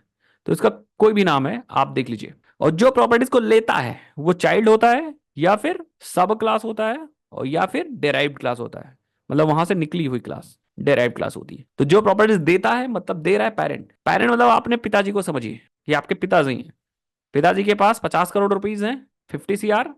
तो जब आप पैदा हो जाओगे तो 50 CR आपके भी होंगे, आप यूज कर पाओगे। समझ गया ना? तो आप जब पैदा हो जाओगे तो आप इन 50 करोड़ को बहुत आसानी से यूज कर पाओगे। हो सकता है आप बड़े हो गए, आपने 100 करोड़ कमा लिया, तो ये 50 करोड़ भी आपका होगा, CR प्लस 100 करोड़ आपके पास और आ जाएगा। So this is called inheritance. Exactly, Java में हर क्लास एक ऑब्जेक्ट क्लास से डेराइव्ड होती है। इनहेरिटेंस समझ गए? एक बार हम करके देखते हैं इनहेरिटेंस। तो हम यहाँ पे बनाएंगे एक क्लास जिसका नाम होगा पेरेंट, और इसको बना देते हैं इनहेरिट एग्जाम पैकेज के अंदर, इनहेरिट, ठीक है। और इसके पास हम बना देते हैं इंटीजर x, और एक बना देते हैं पब्लिक वॉइड पेरेंट मेथड। और या फिर एक काम करते हैं, पेरेंट क्लास नहीं बनाते हैं, कुछ क्लास ऐसा बनाते हैं जिससे आप समझ सको। इसका बनाते हैं एनिमल, और एनिमल के पास बना देते हैं एक फूड, या फूड, और फूड में डाल देते हैं यहाँ पे कुछ ऐसे ही ब्रेड। और यहाँ पे बनाते हैं मेथड का नाम देते हैं ईट, और हम लिख देते हैं यहाँ पे ऐसा आउट, लिख देते हैं एनिमल इज ईटिंग ब्रेड, मतलब तो एक एनिमल नाम से हमारा एक मेथड बन गया। नेक्स्ट हम बनाने वाले चाइल्ड मतलब एक ह्यूमन है जो एक एनिमल होगा, तो एक्सटेंड कर लेंगे अपने एनिमल से। समझ पा रहे हो सभी लोग? अब इस ह्यूमन के पास कुछ नहीं है, बट इसके पास प्रॉपर्टीज एक्सटेंड हो गया, कहां से आ रही हैं? एनिमल से। मतलब इस ह्यूमन के पास क्या क्या होगा? ये फूड भी होगा और ये ईट मेथड भी होगा। लेट्स यूज, हम यूज करते हैं जरा, हम आते हैं यहाँ पे इनहेरिट या demo dot Java, and then इसके अंदर मेन मेथड बना देते हैं, और ऑब्जेक्ट बना रहे हैं हम ह्यूमन का, और हम यहाँ पे लिखेंगे ह्यूमन डॉट ईट। अभी देखना मैंने रन कर दिया, you will find animal is eating, animal is eating. अब ह्यूमन के पास ये मेथड कहाँ से आया भाई? अपने पेरेंट से आया, मतलब एनिमल ह्यूमन का पेरेंट तो था, हमने सबसे ऊपर एनिमल बनाया था, देन उसके नीचे ह्यूमन बनाया, और ह्यूमन ने क्या किया? एनिमल को एक्सटेंड किया। ये था एनिमल और ये था ह्यूमन, तो ह्यूमन ने सारी प्रॉपर्टीज को ले ली, कहां से? एनिमल से। तो इसके पास ईट था, इसके पास भी ईट है, और ईट यूज कर पा रहा है, देखो ह्यूमन यूज कर पा रहा है ईट को, ठीक है। सेम वेरिएबल को भी एक्सेस कर सकता है, कोई दिक्कत नहीं। आप यहाँ पे ह्यूमन फूड को भी एक्सेस कर सकता है, ये देखो ब्रेड। समझ गए सभी लोग? तो ये होता है इनहेरिटेंस, कि जब कोई एक प्रॉपर्टी या जब कोई पेरेंट की प्रॉपर्टीज को इनहेरिट कर ले, मतलब ले ले कोई चाइल्ड या कोई क्लास, तो उसे हम बोलते हैं इनहेरिटेंस। और क्लास ले रहा है इसका मतलब ऑब्जेक्ट के पास भी वो चीज चली जाएगी। सेम अगर चाहे तो ये चाइल्ड क्लास अपने पास और भी मेथड बना सकता है, मतलब चाइल्ड की बात कर रहा हूँ, ह्यूमन चाहे तो ये कुछ और चीज बना सकता है, पब्लिक वॉइड स्लीप ऐसा आउट, ह्यूमन इज स्लीपिंग। तो इस केस में स्लीपिंग भी बन सकता है यहाँ पे, ह्यूमन डॉट स्लीप। अब ये जो स्लीप है वो सिर्फ ह्यूमन के पास है, वो एनिमल के पास नहीं है, तो ह्यूमन ही यूज कर सकता है स्लीप, मतलब ह्यूमन ईट भी यूज कर सकता है और स्लीप भी यूज कर सकता है। लेट सपोज, सिचुएशन को समझिए गाइस, सिचुएशन को ये समझिए, एनिमल के पास ये ईट मेथड है, और जा कहां पे रहा है? वो ह्यूमन के पास जा रहा है। कभी ऐसा भी तो हो सकता है कि ये ह्यूमन के पास जो ईट आ रहा है, अगर ये ह्यूमन उस ईट की फंक्शनैलिटी से सेटिस्फाइड नहीं हुआ तो क्या करेगा? बात को समझिए मेरी। सपोज आप हो यहाँ पे, या आपके पापा जी हैं, ये पापा जी हैं आप, और आपके पापा जी ने एक बहुत बढ़िया मकान बनवा के आपको दिया है, ठीक है, और आपने उसको इनहेरिट किया है, मतलब आपके पास वो है। कभी कभी ऐसा भी तो हो सकता है, या 10 साल बाद ऐसा भी तो हो सकता है कि ये जो मकान आपको मिला है विरासत में, उस मकान से सेटिस्फाइड आप ना हो। आप चाहते हो भाई अब आजकल तो नए नए मकान चल रहे हैं, हमें नया मकान चाहिए, तो आप क्या करोगे? आप क्या करोगे? उस जमीन पे जो मकान बना है उसको आप हटाओगे, और आप वहां पे दूसरे मकान को रीडिजाइन करोगे, या फिर दूसरा मकान बनवाओगे, रीडिजाइन करोगे। सेम यहाँ पे भी है वही केस। अगर ह्यूमन एनिमल के ईट मेथड से मतलब सेटिस्फाइड नहीं है, तो ये ह्यूमन क्या कर सकता है? ह्यूमन उस मेथड को रीडिफाइन कर सकता है, मतलब उसकी बॉडी को बदल सकता है, मेथड की बॉडी को बदल सकता है। कैसे? देखिए, पब्लिक वॉइड ईट, और जो बॉडी है अब यहां पे खुद का देगा, बॉडी खुद का देगा, तो यहां पे लिख देंगे wow human is eating, human is eating, eating. और वो प्रॉपर्टी जो वेरिएबल था वो पेरेंट का ही यूज करना चाह रहा है, तो पेरेंट का डायरेक्टली यूज कर सकता है फूड। कितने लोग समझ गए? तो पेरेंट के वेरिएबल को डायरेक्टली यूज करा, बट अंतर क्या आया? अंतर ये आया ह्यूमन, अब पहले एनिमल था अब ह्यूमन आ गया। सो अब अगर हम रन करें, आप देखोगे यहाँ पे wow human is eating bread. समझ गए? कभी कभी ऐसा होता है कि इस चाइल्ड के पास भी एक प्रॉपर्टी हो फूड, इसमें रखा हो राइस, हो सकता है कि नहीं? अब क्या, अब अगर रन करते हैं तो आप देखो ह्यूमन इज ईटिंग राइस आ रहा है, मतलब अपने क्लास का वेरिएबल, अपने क्लास के वेरिएबल को प्रेफरेंस ज्यादा मिल रही है। अगर ये फूड नहीं होता तो पेरेंट क्लास के वेरिएबल को प्रेफरेंस मिलती। ये वही बात हो गई कि अगर अपना बेटा है तो अगर कोई सामान लाए तो सबसे पहले अपने बेटे को देंगे, अगर अपना बेटा नहीं है फिर कोई सामान लाओगे तो अपने भाई के बेटे को दोगे। समझ गए सब लोग मैं क्या कह रहा हूँ? तो अगर अपने पास कोई फूड वेरिएबल है अपने क्लास के पास तो वो डायरेक्टली एक्सेस होगा, अगर अपने पास नहीं होगा तो पेरेंट का वेरिएबल एक्सेस करेगा। लेकिन अगर कोई चाहता है कि हम पेरेंट के वेरिएबल को एक्सेस करें यहां पे भी, तो आप यूज कर सकते हो सुपर कीवर्ड। आप यहां पे लिख सकते हो human is eating rice with और पेरेंट का वेरिएबल हमें चाहिए तो हम लिख देंगे यहां पे, क्या लिख देंगे, super dot food. Super dot food मतलब इसके ऊपर वाले, मतलब सुपर क्लास का, मतलब पेरेंट क्लास का ये वेरिएबल है। और इसको दिस से भी रेफर कर सकते हो, दिस मतलब अपने ही क्लास का, मतलब अपने ही करंट ऑब्जेक्ट का फूड, सुपर मतलब पेरेंट के ऑब्जेक्ट का फूड या पेरेंट क्लास के वेरिएबल का फूड। ये देखिए human is eating rice with bread, तो स्पेस आप दे सकते हो यहाँ पे ह्यूमन के अंदर, थोड़ा सा स्पेस। कितने लोग समझ गए? So this is called overriding और this is a use of super keyword. तो सुपर कीवर्ड किस लिए यूज होता है? It is use to refer the parent class, intermediate parent class object. तो पेरेंट क्लास ऑब्जेक्ट को refer कर सकता है, तो पेरेंट क्लास की प्रॉपर्टीज यूज कर सकते हैं हम लोग यहाँ, चाहे वो वेरिएबल हो चाहे वो मैथड हो। ऐसा भी तो हो सकता था कि हमारे क्लास में स्लीप है और पेरेंट क्लास में भी स्लीप है, तो यहाँ पे आप सुपर डॉट स्लीप कॉल कर लेते पेरेंट क्लास का वेरिएबल, और दिस डॉट स्लीप कॉल कर सकते थे अपने क्लास का मैथड या वेरिएबल। ठीक है, एज सिंपल दैट। तो सुपर भी मैंने कंप्लीट करा दिया। तो फाइनल कीवर्ड भी आप यूज कर सकते हो, तीन जगह पे यूज होता है फाइनल कीवर्ड। पहला, अगर आपने क्लास के साथ यूज कर लिया तो फाइनल कीवर्ड या final class can not B inherited, या सब क्लास, तो आपने फाइनल क्लास के आगे लिख दिया तो उसको इनहेरिट कोई नहीं कर पाएगा। Final methods can not be overrided, तो अगर आपने फाइनल मेथड बना दिया तो can not be overrided, और अगर फाइनल वेरिएबल आपने बना दिया तो can not be changed, variables can not be change. ये सब चीज मैं आपके स्लाइड में मेंशन कर दूंगा। समझ गए सभी लोग? तो ये सब चीज मैं मेंशन कर दूंगा, फाइनल कीवर्ड भी मेंशन कर दूंगा आपके स्लाइड। मुझे लगता है बनाने की जरूरत नहीं है, आप लोग समझ जाओगे। अगर हम इस क्लास को फाइनल बना देंगे तो देखो एरर आ गई, ये देखिए ह्यूमन उसे एक्सटेंड नहीं कर सकता, can not inherit from final inherit dot animal. अगर हम इस मेथड को फाइनल बना देंगे तो ये ओवरराइड नहीं हो पाएगा। ये देखो हमने इसको ह्यूमन के अंदर ओवरराइड किया था, तो इसे ओवरराइड नहीं कर सकते। It can not be overrided, it in inherit dot animal, override method is final. तो मेथड को भी हम लोग फाइनल नहीं बना सकते, अदरवाइज ओवरराइड नहीं कर। तो हम चाहते हैं कि हमारा मेथड को ओवरराइड ना कर पाए, तो उस केस में हम उसको फाइनल बना देते हैं। ओके, समझ गए? यस, देखिए क्लास ऑब्जेक्ट हो गया, इनहेरिटेंस हो गया, कंस्ट्रक्टर हो गया, दिस कीवर्ड हो गया, ओवरलोडिंग हो गया, कंस्ट्रक्टर ओवरलोडिंग हो गया, मेथड ओवरलोडिंग हो गया, इनहेरिटेंस ओवरराइडिंग हो गया,